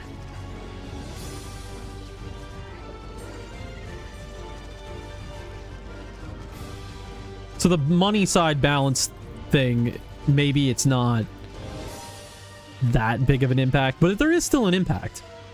I am personally of the mindset, and again, not on the development team anymore. I do not have any say in this regard. For me, if it was me doing that update and having drops in your spec, the way I would go about it is at early game, yes. Like early game up to... God, where would you stop it at? I would say it would be one of those things that would diminish over time. So in the very early game, basically everything would drop in your spec, because that's when you really, really need it. So like very early game, I'd say up to like, well, maybe not everything, but like 80% of things would drop in your spec. And so you do that until like level 40 or something. And then you would start lowering it. Maybe 60% of items are in your spec. And then by the time you get to like 10x, I would argue maybe only like an extra 10% of items drop in your spec. And, you know, maybe this is the way the system works and I just don't fully understand it yet. But that's how I would do it. And then by end game, literally no extra chance of it dropping in your spec. Because at end game, you have the expectation on the player that they're going to be using other systems in the game to get things in their spec, aka Jiras. In the early game, you can't make the assumption that players will be using systems like that because they might not understand it, they might not have the money for it, or they might not have the patience for it.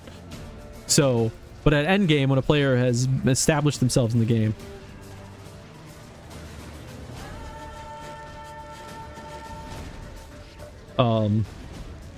it would make sense to me.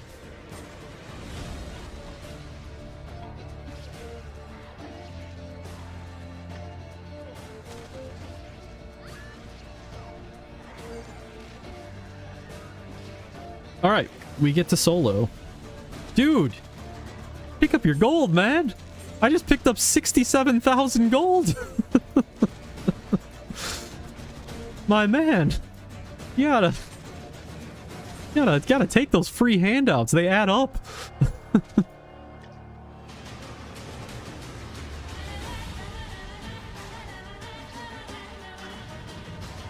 Man, playing with that much gold on the ground, it almost makes me think you've got your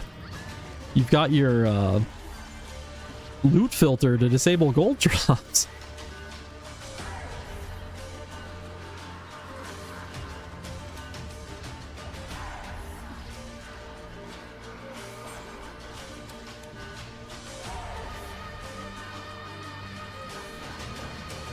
Yeah, we might get 50% today. The odds of me leveling up tomorrow have just gone up substantially.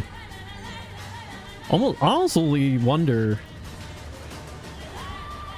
maybe it's worth it to go to ET1 with him. Who was I partied with?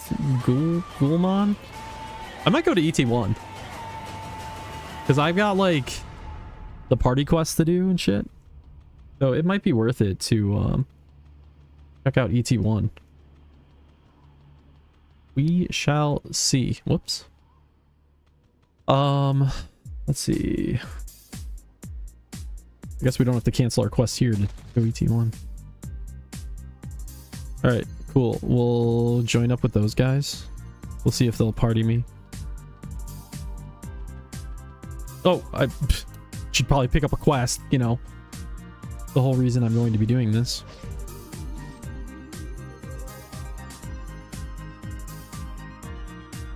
Yeah, Half and Bill, we can probably... I mean, if it's going to be a 5-person party, it looks like we're going to have with double yellow. If they'll let me in. We'll definitely get this party quest done before reset.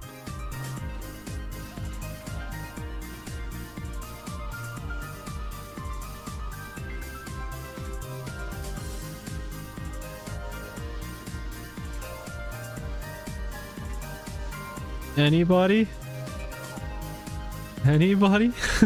There we go. Okay. Who do we go to? Pikeman? Mage? Who's the other option there? Okay, we go over to the right side.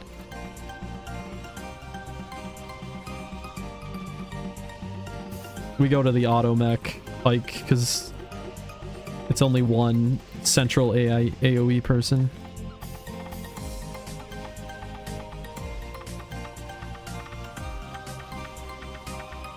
It's still complete overkill.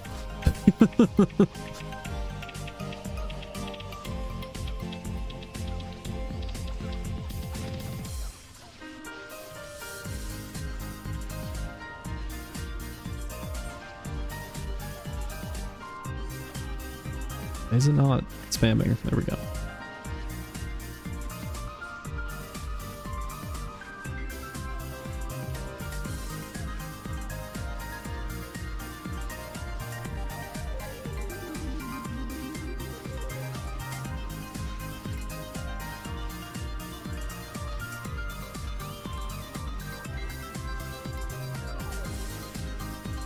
The efficient PT player in me wants to be like, well, maybe if I lure this yellow spawn over here I can get it to be part of the... I mean, honestly, if I was playing with a crew of people that I like knew, like if they were, you know, my old clan or something like that, I would definitely be pushing right now for me to play that yellow spawn with lures, because the lure could bring me to like, oh, you probably can't see what I'm, oh no, you can see what I'm clicking on. I could bring the lures to like middle of that area, and by the time I get to like middle of that area, I'm probably within range of the party. So we could take triple yellow.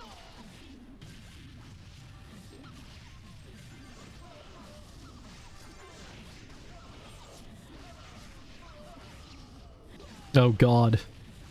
Venom Spear. Oh, I remember Venom Spear. I remember when I first came to this server how broken that skill was. So, one of the very first things I did when I got to PTEU was I calculated the DPS of every single skill in the game. Or every single major skill in the game. And boy, I could probably find that old spreadsheet. I did a lot of work on that. In fact, it was one of the first things that I got to do kind of developer work on, because Chaos gave me access to a testing server that I could run locally, that I could use to figure out the DPS values for everything. And, yeah, it was a prelude to Skills 2.0, because I did this DPS test on every single skill in the game. I, like, calced it like very accurately, and I came to this conclusion that pikes were doing literally double damage. They were literally doing twice the DPS of every other class in the game, because they were able to pair Venom Spear with Tornado. So that would, when that was made aware to like everybody, it was like, okay, well, we should probably do something about that, because that's a little unbalanced. But yeah, it was that. And I think also a similar problem was with Assassin, because they have their poison capability. Basically, the way the game was originally balanced is that the original balance of the game just made both skills do like a similar amount of damage. Like, they didn't think much of it. They're like, okay, we'll just make the poison skill do a similar damage to Tornado, which individually, if we're only talking about the DPS of one skill, makes sense to do something like that. But what you have to consider is that Venom Spear is a damage over time skill. It's a DOT, which means you can stack it. I mean, you can stack using a DOT as well as Tornado at the same time. So what is the end result of that? The result is double damage. And so that was a problem that needed to get resolved. And that was a big part of Skills 2.0 update, was to fix things like that, to make the classes more balanced, to not have people go like, guys, what class should I play? Oh, well, you know, play Pike because your X going to be doing X more damage and leveling up so much faster. No, we want to make it so every class is similar. So, yeah, anyway. Hello again, Super Tony Gameplays.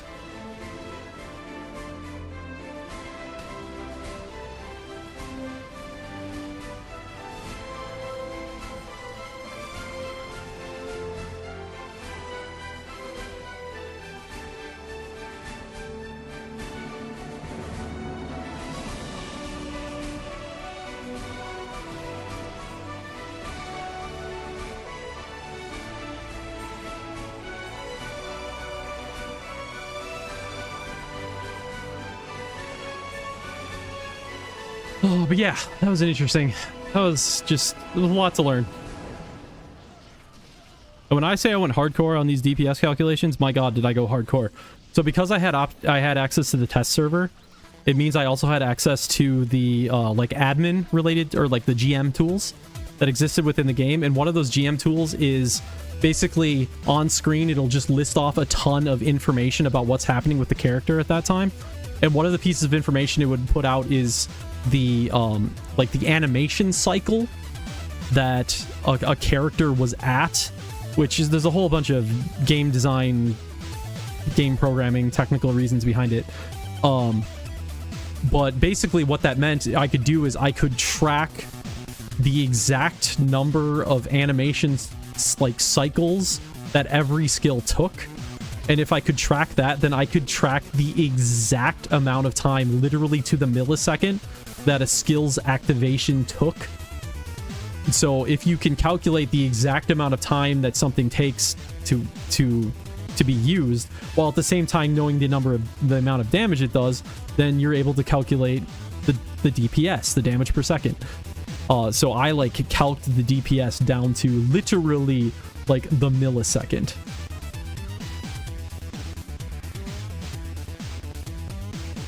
and then did that for not every skill in the game, probably half the skills in the game, because I only did it on stuff that was like relevant or stuff that could be spammed. That's the other problem. If it was a skill that back in those days couldn't be spammed, well then what's the point in calculating the exact DPS of it? It doesn't really apply from a grinding perspective. So anyway, interesting shit, man. I'm just unlocking all these memories. It's been so many years.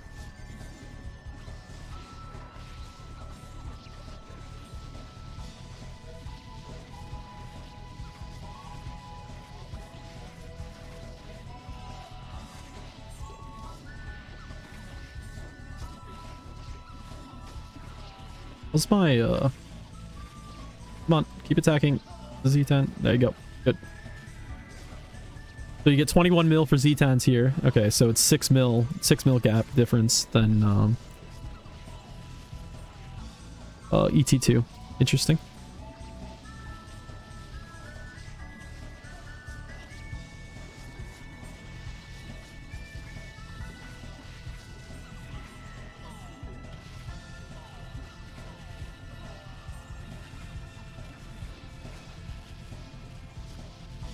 How's my Q doing?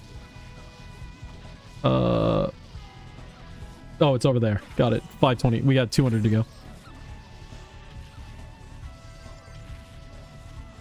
Yeah, I'm not sure if anybody's actually interested in all these tangents I go on about the development side of things, but I enjoy it. So I'm just gonna keep going on tangents. It's kind of like what I'm saying. It's just like the game is so... PT to me is like a very it's in an interesting state when it comes to like game design, because it's simple enough that the game is simple enough that it's easy enough to like understand the basics of what's going on in pretty much every aspect of the game, because it's so simple. And so because of that, it allows you to, how am I wording this? It allows you to think more in depthly about the systems that go into it without needing to just stare at spreadsheets all the time to understand it. If that makes any sense. It's simple enough that you can get complex with it. Maybe that's the wording I want to use for it.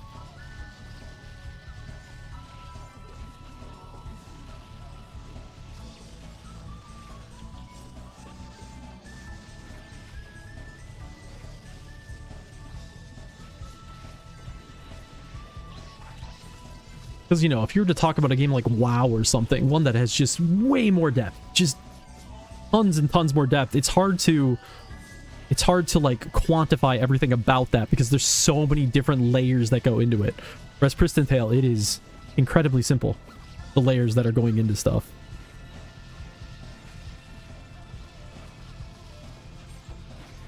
We don't have to worry about, you know, how does this X thing interact with this X thing, interact with this X thing, interact with this X thing. No, it's not that complicated. Like, this game got complicated when we added the ability to poison damage something and added poison stacks. Speaking of poison stacks, is that even a thing anymore? So back when we originally added poison damage related stuff in the game with skills 2.0, here, we can see it here. Oh no, he didn't use it. Damn it. I want to use Venom Sphere. There's this number that'll be on the other side of any poison damage you see, and that's the number of stacks that have been applied to a target.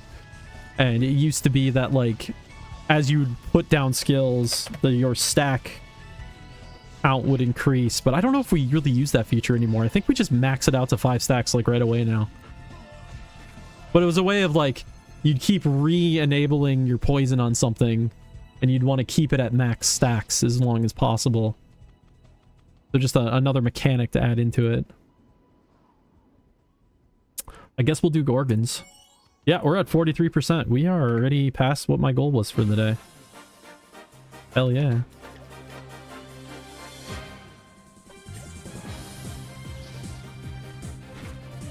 We are reset. We are 15 from reset. I don't know if I'll be able to finish this quest before reset.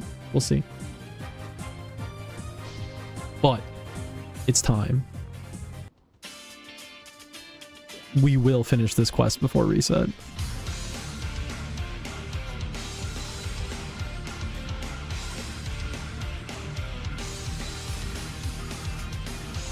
We already got one.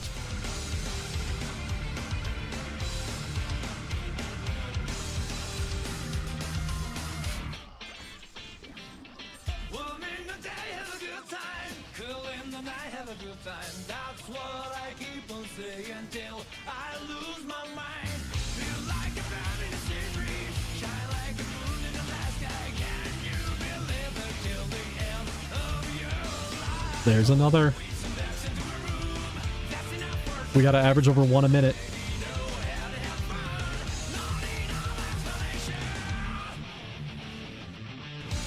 Dude, this pike is getting wrecked. Oh no, we lost the person. Alright, well, odds have just gone down.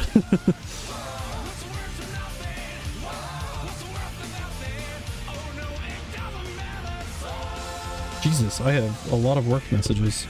Why do I have so many work messages? What the hell?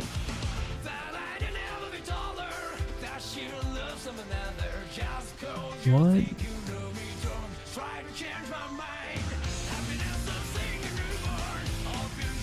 Why are you messaging me after I leave work?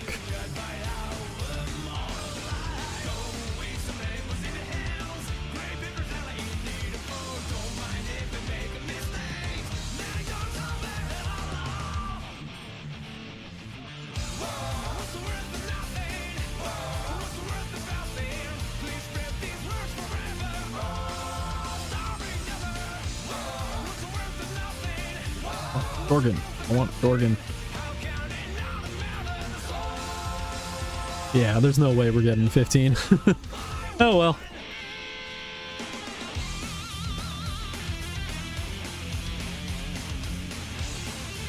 I have elemental, or I have enchant weapon on, huh? Nice. Wonder how that's working these days.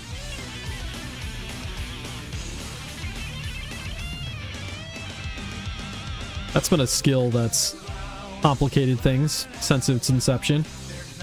Just because of its ability to add different effects to characters. And then the question is how those effects stack with other effects and whatnot. Does it still do the cycling thing? Isn't that what we...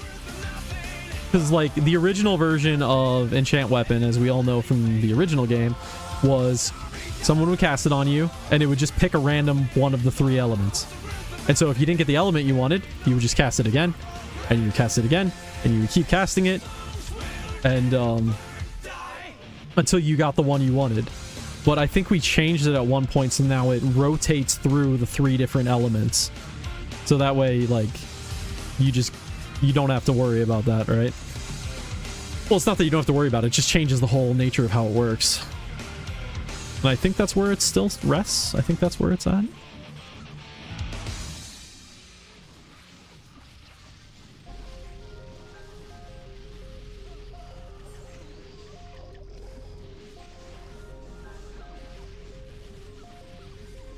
What was somebody on a clan or a party I was in one time, they were like, back when Enchant Weapon was random, they were, I think they called themselves the vending machine. Was what they jokingly would call themselves. Damn, we got a 5-person party. All right.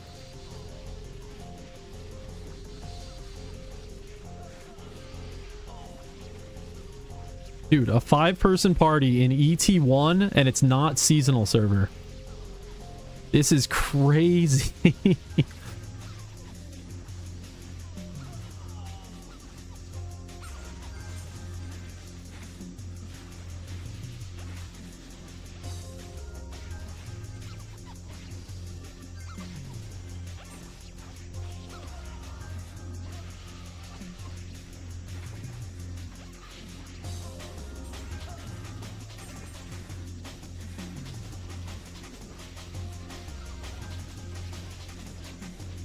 The Gargan, use you.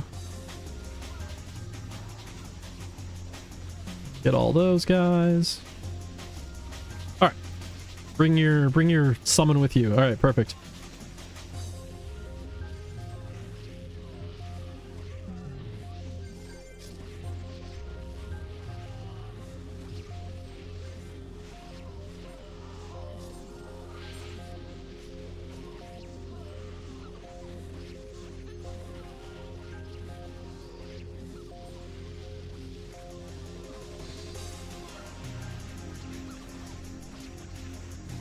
Good old kiting.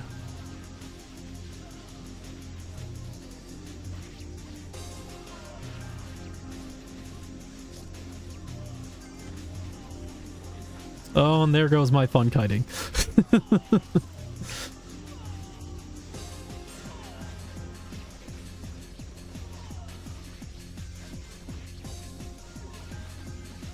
We're halfway done. Okay, we actually in 5 minutes we've gotten halfway done. So assuming the spawns don't just absolutely fuck me over.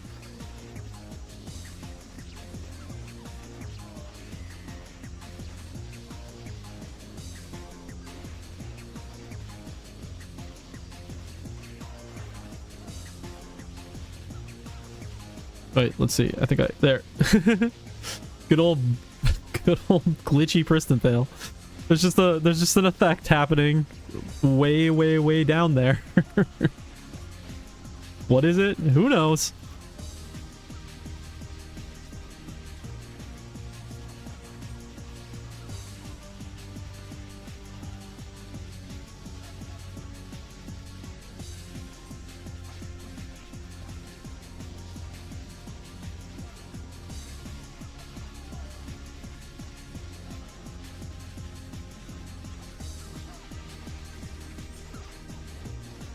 I'll be really happy to be done with the ET maps, I'll be perfectly honest.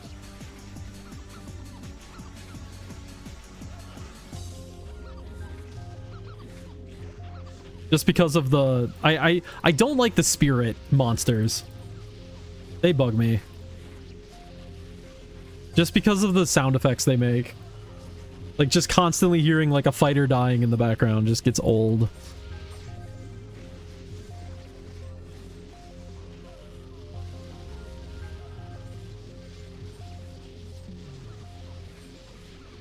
Also, they're just so obviously, they're so obviously only, like, they did this just to save on development time. They're like, well, we don't want to create new monsters. Okay, well, we'll just use regular characters with, like, level 100 gear, and you'll just fight those.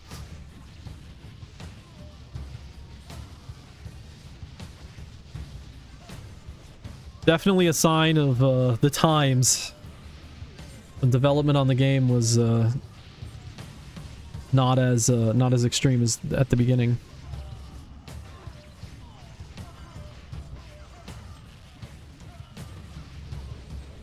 Yeah, I mean, think about all these monsters. Actually, Undead King Hoppy too. That's actually also kind of a... So all they had to do was create the... well, no, I guess they did have to recreate a whole model for that, didn't they? It can use the same animations and the same sound effects as a regular King Hoppy, but it's definitely... It's not just a reskin, it's definitely a new model, though. Okay, maybe that one isn't as easy as I was thinking the other ones are.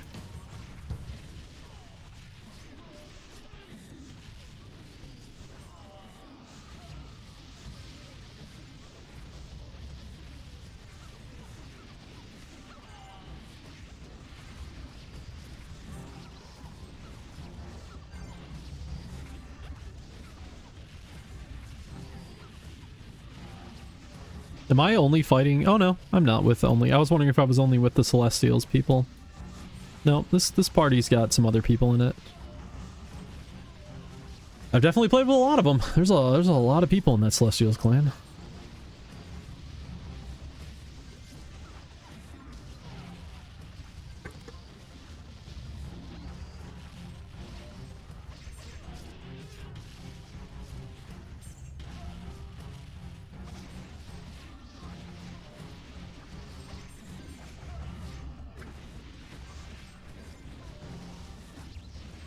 We have 5 more to go, and we have 6 minutes to go.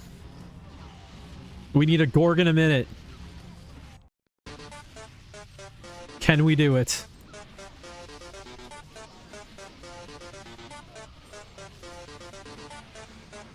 There we go. That's another one. Let's see. Come on, use the skill. Come on.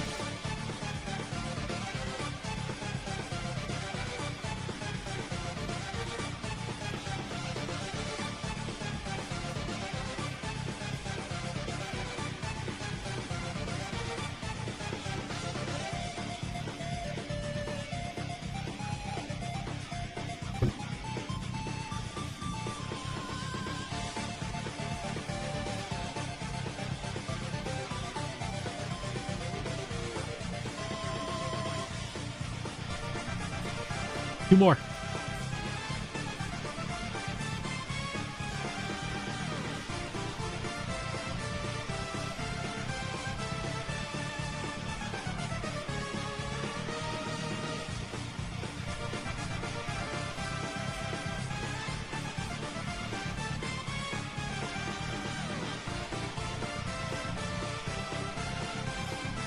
Oh, there we go.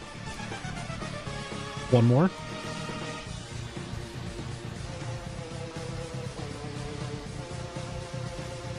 Five minutes, one more. Don't fuck me over, spawns. Oh, no, we got another one over there. All right, we should be good then.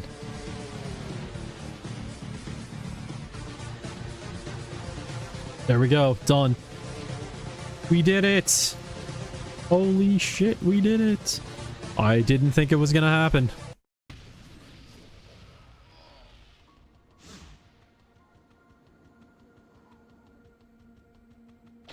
Well, I feel like we've just abandoned the English only in trade chat. I'm gonna... Let's see, what do we got? 6 minutes to go. Do I stick with this party? I mean, I probably just should stick with the party, huh? If assuming they stick around.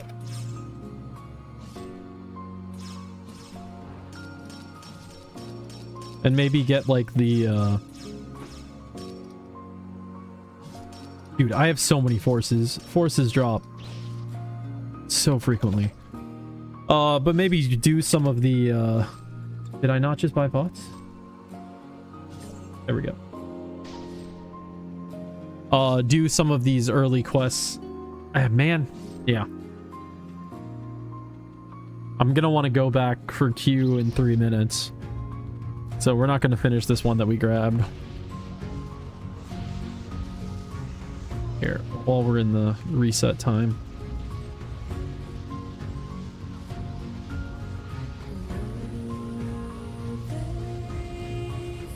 I mean, come on, this isn't that much worse XP than ET2.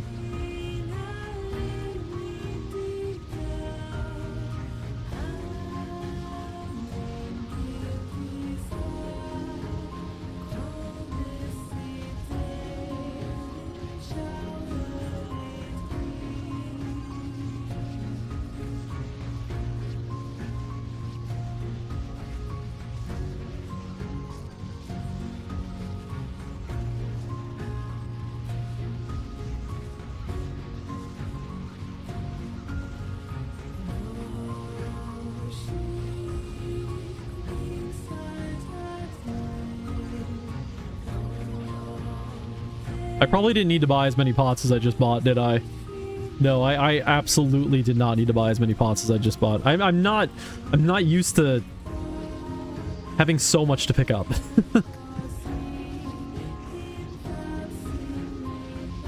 I know the game needs to be balanced around people not having a third eye active.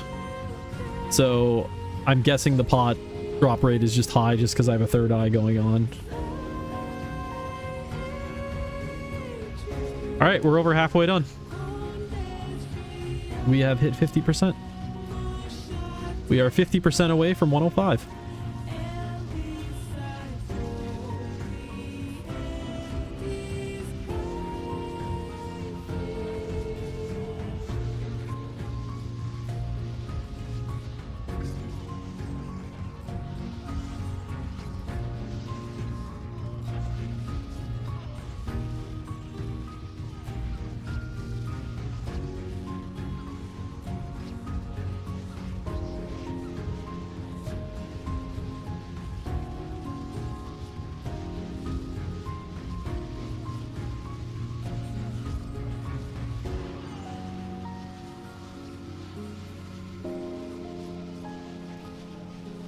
What level do I have? So I have rank 8 of Triumph and like 10 of... Dude, Atlantis gets such good buffs. An attack power buff and a block rating buff. That's so good. They're like 2 of the most important stats in the game.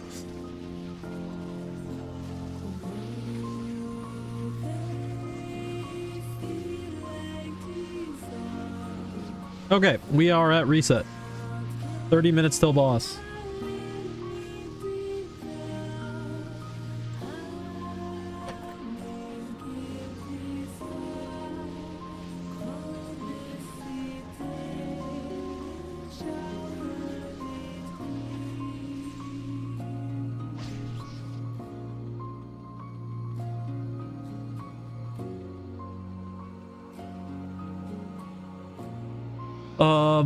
We're gonna drop that quest. We're gonna pick up party quests, and I'm gonna head back to town and pick up. I guess I don't have any Rick cores. Oops.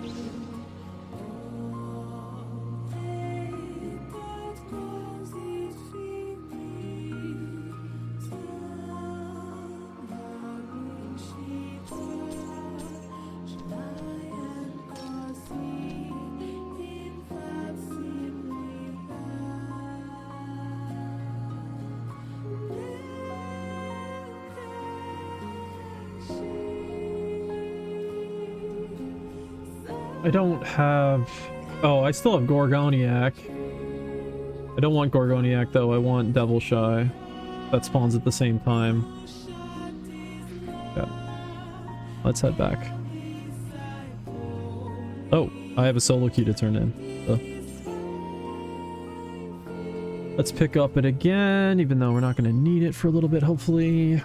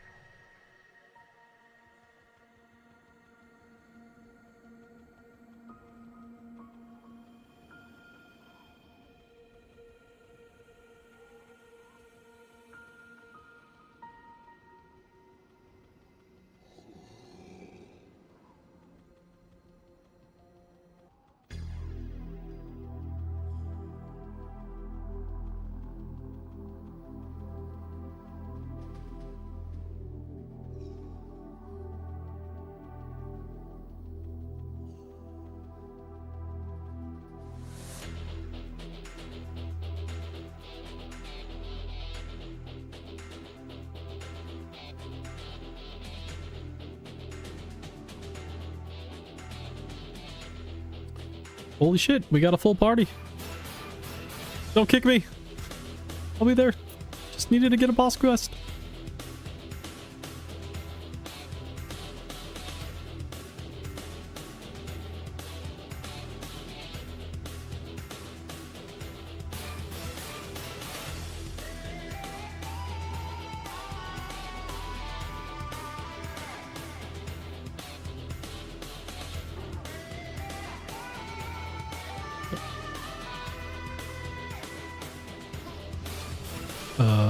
Okay. Guess we lost people?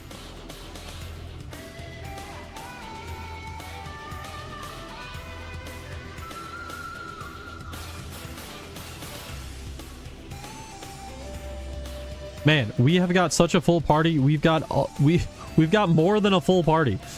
We've got people asking to join and we're full. This is crazy. It is not even a season.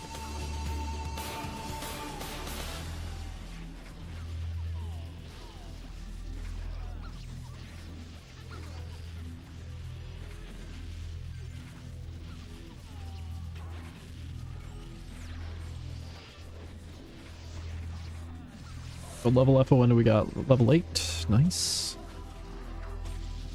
We are buffed out of our fucking minds right now.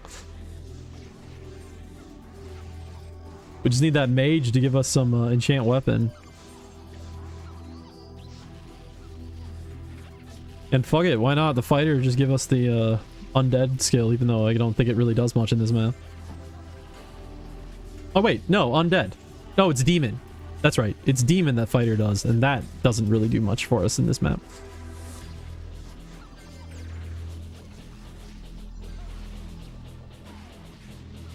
This is a really interesting grouping here.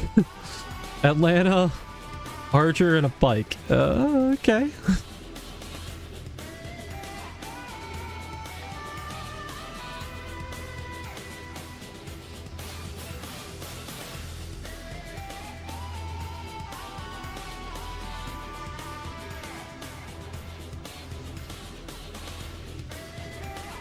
What's up, Iv? Lobby's full. Dude, it's not even just a full party. We've had extra people asking. Like, we've had 8 people. ET1 is popping off right now. I haven't seen... I don't even think I've seen this many players in ET1 during a season. At least not in the seasons that I played.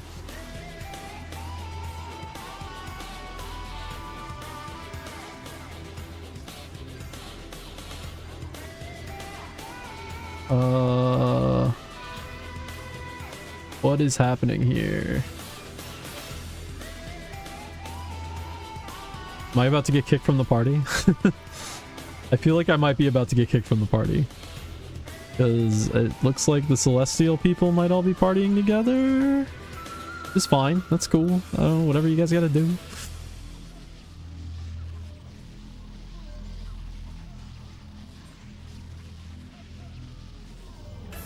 I don't expect these parties to follow the rule that my clan usually followed, which was not, you don't kick people for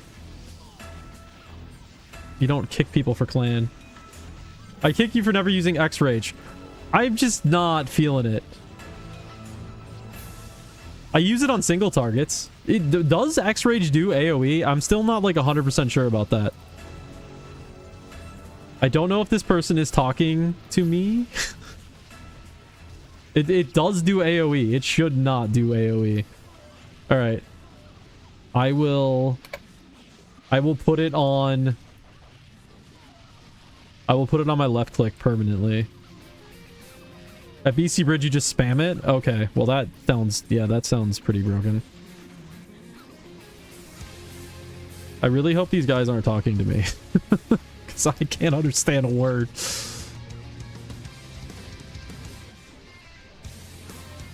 I'll stop worrying about the primal skill then, and I'll just focus on extreme rage on left click, similar to chain lightning on priestess.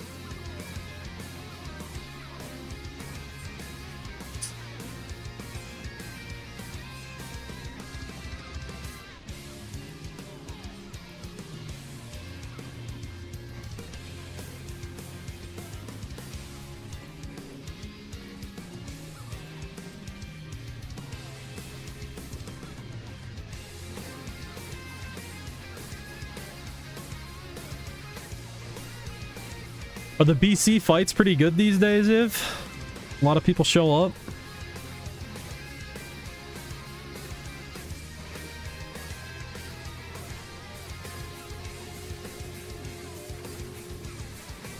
Haven't attended in 4 to 5. Gotcha.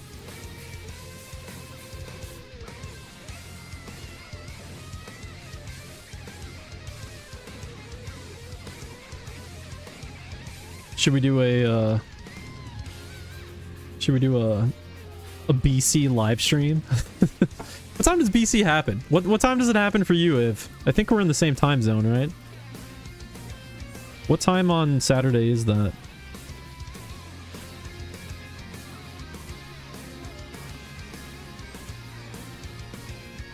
$6 p.m. for me. It happens at 9 a.m. Gotcha. Yeah, it's 6 p.m. for me also. Okay, 9 a.m. 9 a.m. on Saturdays. Yeah. That could be a fun thing, because I need things to do. I want to stream Pristontale, but I need ideas for content within Pristontale. I mean, I can just grind characters. That's always an option, and that's an easy fallback, but I need, like, other things to focus on, too. So maybe I could do a live stream of Blessed Castle on Saturday morning. That could be fun. Maybe we'll do like a Blessed Castle live stream and then just like a normal stream in the afternoon or something. I'd have to get a hold of a GM character from Chaos again though if I wanted to do it, but I'm sure he wouldn't have a problem if I'm going to be casting it. Those could be fun. I do like doing you know, I'm not a huge fan of Pristontale PvP, never have been. I just don't really think it's all that great. But I do like casting PvP related stuff. Let's see, we'll put you on F7. No, put you on F8, F7. There we go. I do enjoy just yelling about people getting kills and shit. It's fun.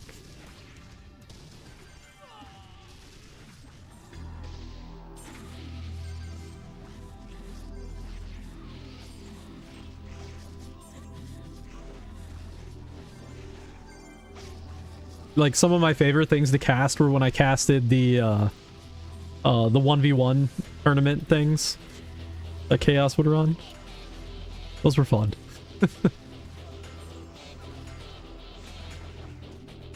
Jesus Christ, 18,000 damage. Yeah, I mean, that is good. 3v3 tourney in 2 weeks. Okay, alright, I'll try to remember. I need some way of knowing what the calendar is for the game without joining the Discord. Because I really don't want to join the Discord. But I have no way of, like, keeping up to date with events and stuff that are happening.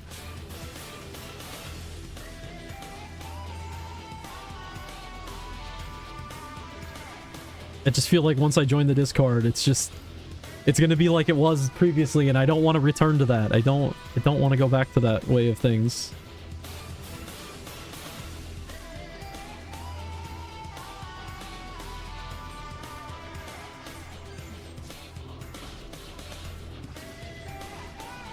Alright, sweet. I got your message. Thanks.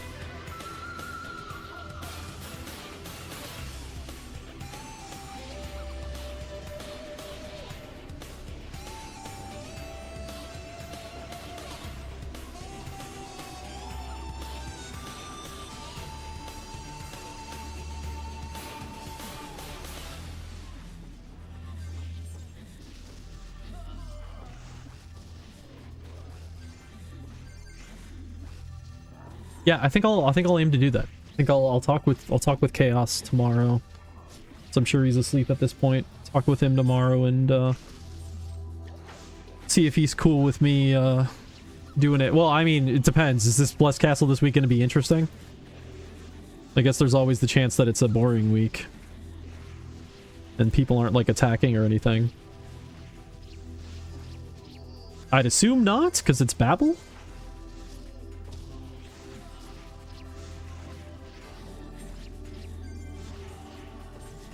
Alright, where are we at on this queue? 580? Jeez, I gotta go close a window. It's getting really cold in my place. Mafia thing. Gotcha. It's literally like, what is it outside right now? It's like negative 10 degrees outside, and I have my window open. Which I'm sure sounds ridiculous, but here's the thing. In the place I live, we've gotten really fucking good and efficient about heating places because it's just so damn cold where I live. And the problem with my apartment is it's too good at heating, and I have no control over the temperature. So if I don't have my window open, even when it's negative 10 degrees outside, my place gets like fucking 40 degrees. And that's not pleasant.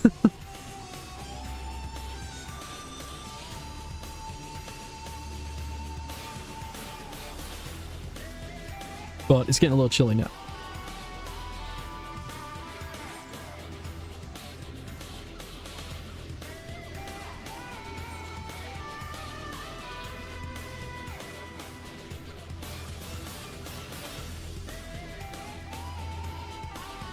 Oh, I just realized I ran out of buffs. My bad, guys. Though I don't think anybody else is really keeping up to date with their buffs either, so I don't think I'm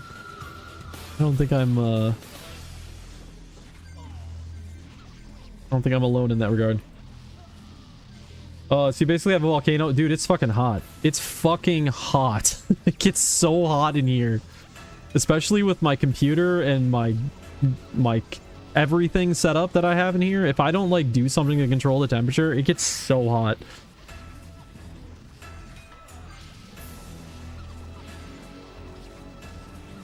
I have to have a window cracked open.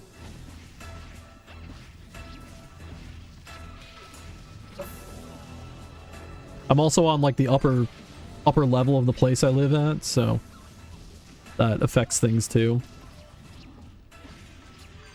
Phew, we are done with this quest. Let's move on to the next one, shall we? How much longer we got till boss? 15 minutes? Okay. Hopefully we can finish this on before boss. Because I'd like to move on to ET2. But it doesn't matter. Maybe if we're a little bit behind, it's not gonna be a big deal. Epic Wyvern Armor. Honestly, I might be interested in that, but I feel like people overvalue... I feel like people seriously overvalue how much epics and legendaries are worth when they're lower level items. So I probably won't be able to afford it. Alright, I'll check it out later. Actually, you got me interested.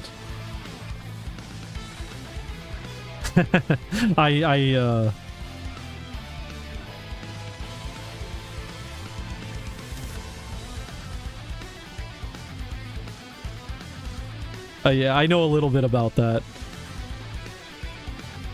I don't know what I can say, so I won't comment. But I have heard rumblings. So even without being on the Discord, I'm still hearing about this shit.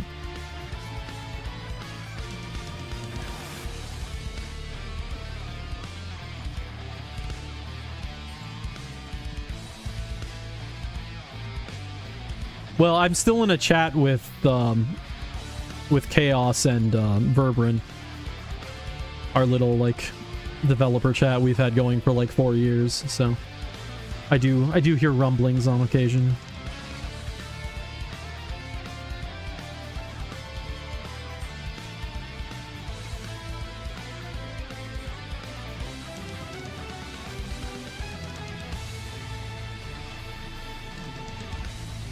But that is the extent of my Discord connection to PTEU at this point. I left every single clan Discord that I was a part of. Plus the main Discord.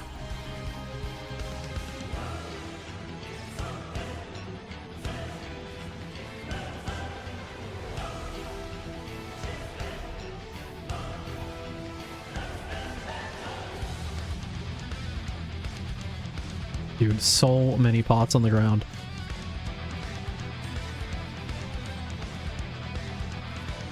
You can go, I'm good. I can take this one, you're good.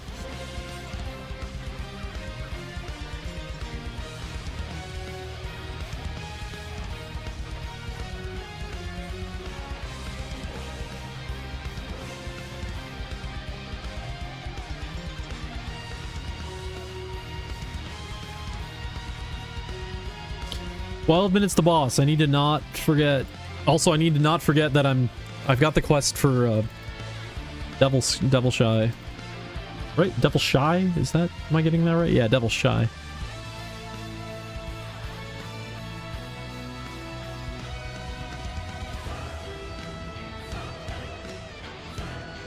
Which I believe is at the exact same time as Gorgon, if I'm remembering right from the other day. Because it's really annoying that I can only do one of them. Boy, remember there was a time period on this server when how did it work again? People would... So this was before we had higher level bosses in the game. Everybody would go to Chaos Kara and kill Chaos Kara, because that was the highest level boss we had. ATA buff, please. Yep, you got it.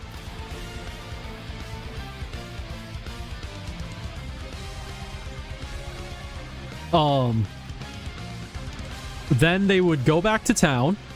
You'd pick up the Babel quest, and then you'd head to Iron 1, and you'd hopefully be able to kill Babel before somebody else did it. So you would have a little like rotation you would do, and you would do that at every reset.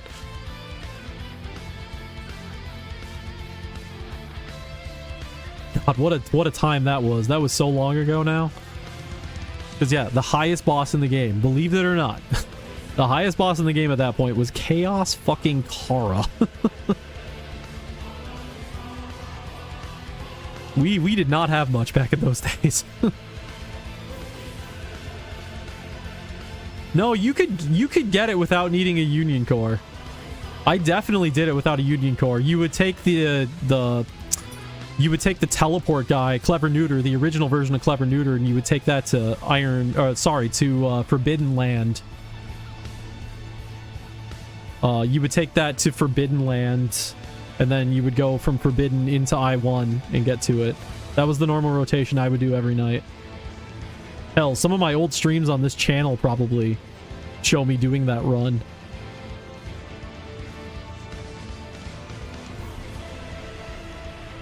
But now with Babel 12x, it's hard?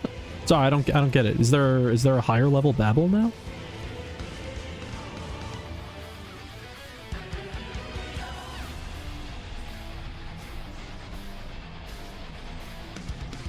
Gorgo Devil. Oh, Gorgo Devil Shy. Oh yeah, no, doing Gorgo Devil Shy would be like basically impossible.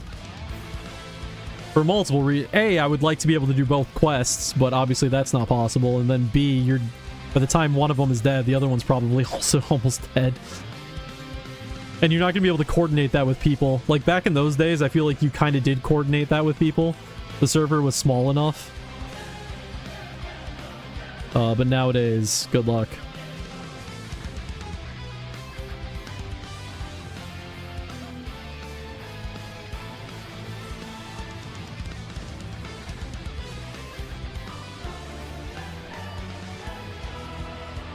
Good. I think we might get Gorgon done before boss queue.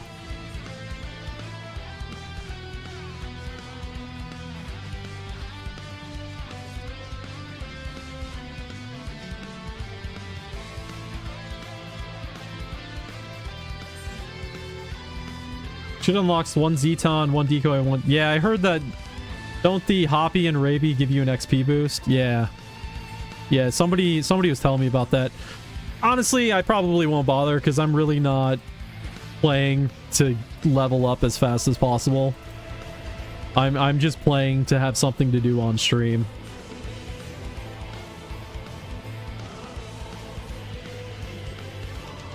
I don't see myself getting this Atlantis very high level. Maybe... I don't know. We'll see. I have no idea what I want to do. Maybe get to like 108 at the most. My problem is I don't really want to get super high level because I don't want to deal with the headache that is aging gear and shit in order to be optimal. I just hate doing that at high levels. So, we'll see. But good to know anyway. It's very interesting. I didn't think the fusion mechanics were going to affect experience rate. That's a brave decision.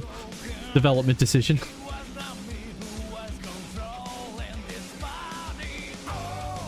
You can take a chill and you will be about max level with new map, new... Yeah. I mean, with the way the XP rate works now, too, I mean... You'll get to max level. Not needing to age until max level, you're saying? Well, that I'm down with.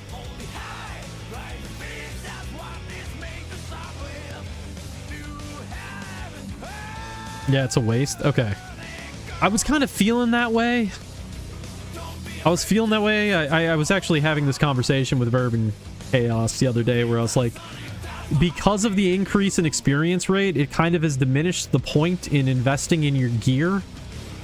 Like, for example, the gap between ET1 and ET2, why would I invest anything into ET1 gear? There's no reason. Because I'm going to be ET2. Oh, what the fuck? Why did it not... Okay, it did work it. Why would I invest anything in the ET1 gear? Because I'm gonna be ET2 literally within like a few hours. Because the XP rate's so high. So I was actually talking to them about that. I'm like, we really need to, if we're gonna have such high XP rates, you need to spread out the maps and stuff differently. Wait, I shouldn't have bought pots. Why do I keep doing that? I think we're just gonna head ET2.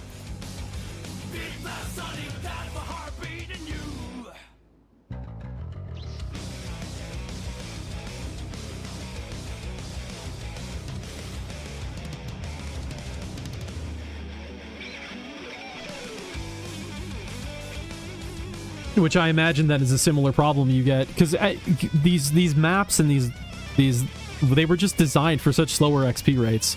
100, 102, 105, 108, 110. I mean, really, you could simple that down to 100, 105, 110 now. You don't need those extra maps.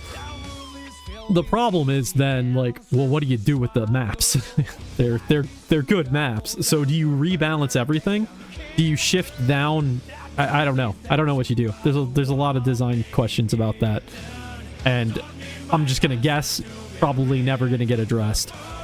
But it's something I think about. Why are there 3 people on a yellow?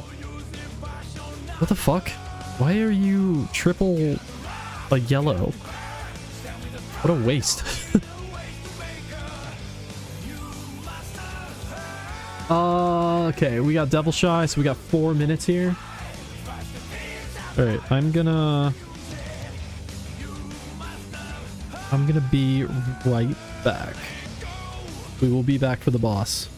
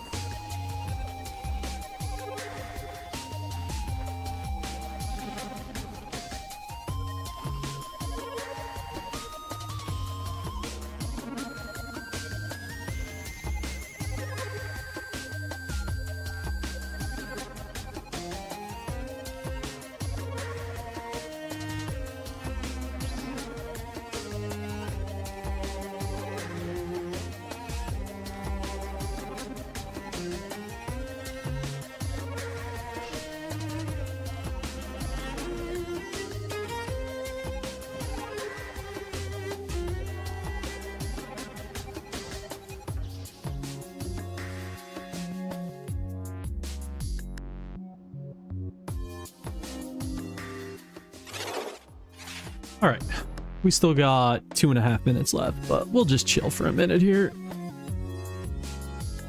Oh boy, it's been a good night of grinding. 63% already. This has been fantastic grinding.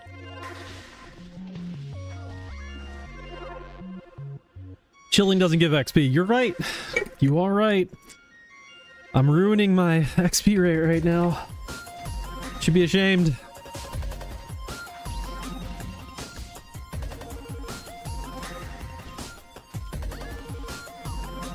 Oh. You just hit 133? Nice. How is the fusion grinding situation? I know so little about fusion. So do you just like grind the AoE version of the top map for XP? Is that how that works?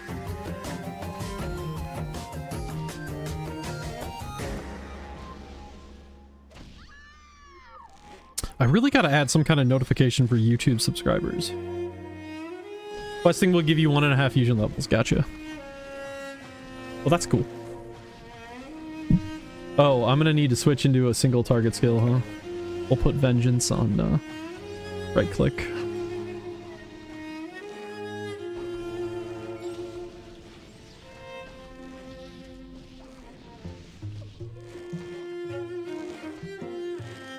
I just don't do 150. I only do 120 and call it a day. 2 to 3 hours of hunting. Gotcha. Gotcha. What's the overall... How's everybody's reception of fusion levels been? Communities tend to like them? Again, not on the Discord. I don't get to see what people's thoughts are of these. Has it felt like... have people felt like it's a good way of grinding XP past 120? Just curious.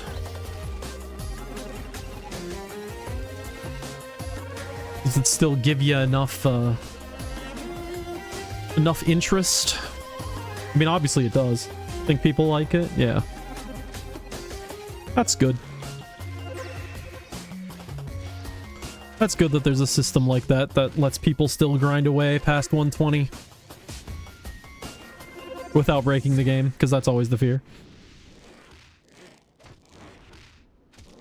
Devil Shy spawned. Where are you? There you are. Dear God. It's so dead. Oh, we didn't get to play boss music. Oh well, whatever. This is gonna be dead before I can push the button for boss music.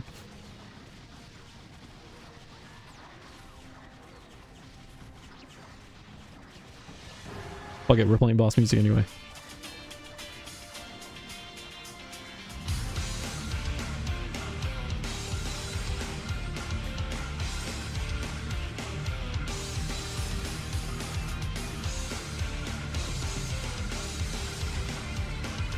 Oh, I got a roll. Okay. Well, I gotta be honest. I was not expecting to get a roll. Are they just racing to see if they can last hit Gorgon? Fuck it, I'll join in. Where is it? No! I didn't think it would happen, but I had to give it a shot.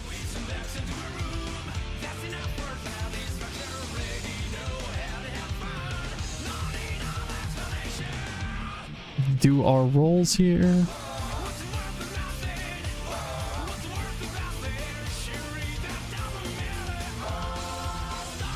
What armor is that? Is that... Oh, that's the 115 armor, right? I think so. Alright, cool. We're done.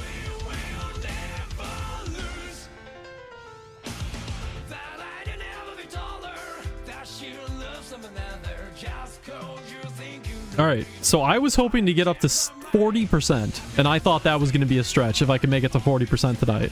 And instead I'm going to get up to 66%. Yeah, a bit more than I was expecting, to put it lightly. But I think it's a little bit shorter of a stream than I was hoping to do today, but we've reached a good stopping point, and I think we're gonna head off here, and then on tomorrow we'll go a little bit later tomorrow. Probably start around 4 o'clock my time, which was like half hour later than when I started today. So we'll start a little bit later, but we'll go a little bit later tomorrow. And then preliminary plan to do casting of Blessed Castle on Saturday. So we'll see if it all happens. Maybe it will, maybe it won't. But that's the rough plan for now. But I'm gonna get out. I got some food to eat. I got a dog to take care of. I got shit to do, but it was a wonderful stream. Thanks for coming by, everybody. Hope you had a great time. The VOD will be on YouTube, as always. Iv, great to see you. Great to chat. And yeah, that's about it. See you tomorrow, more than likely. Peace, everybody.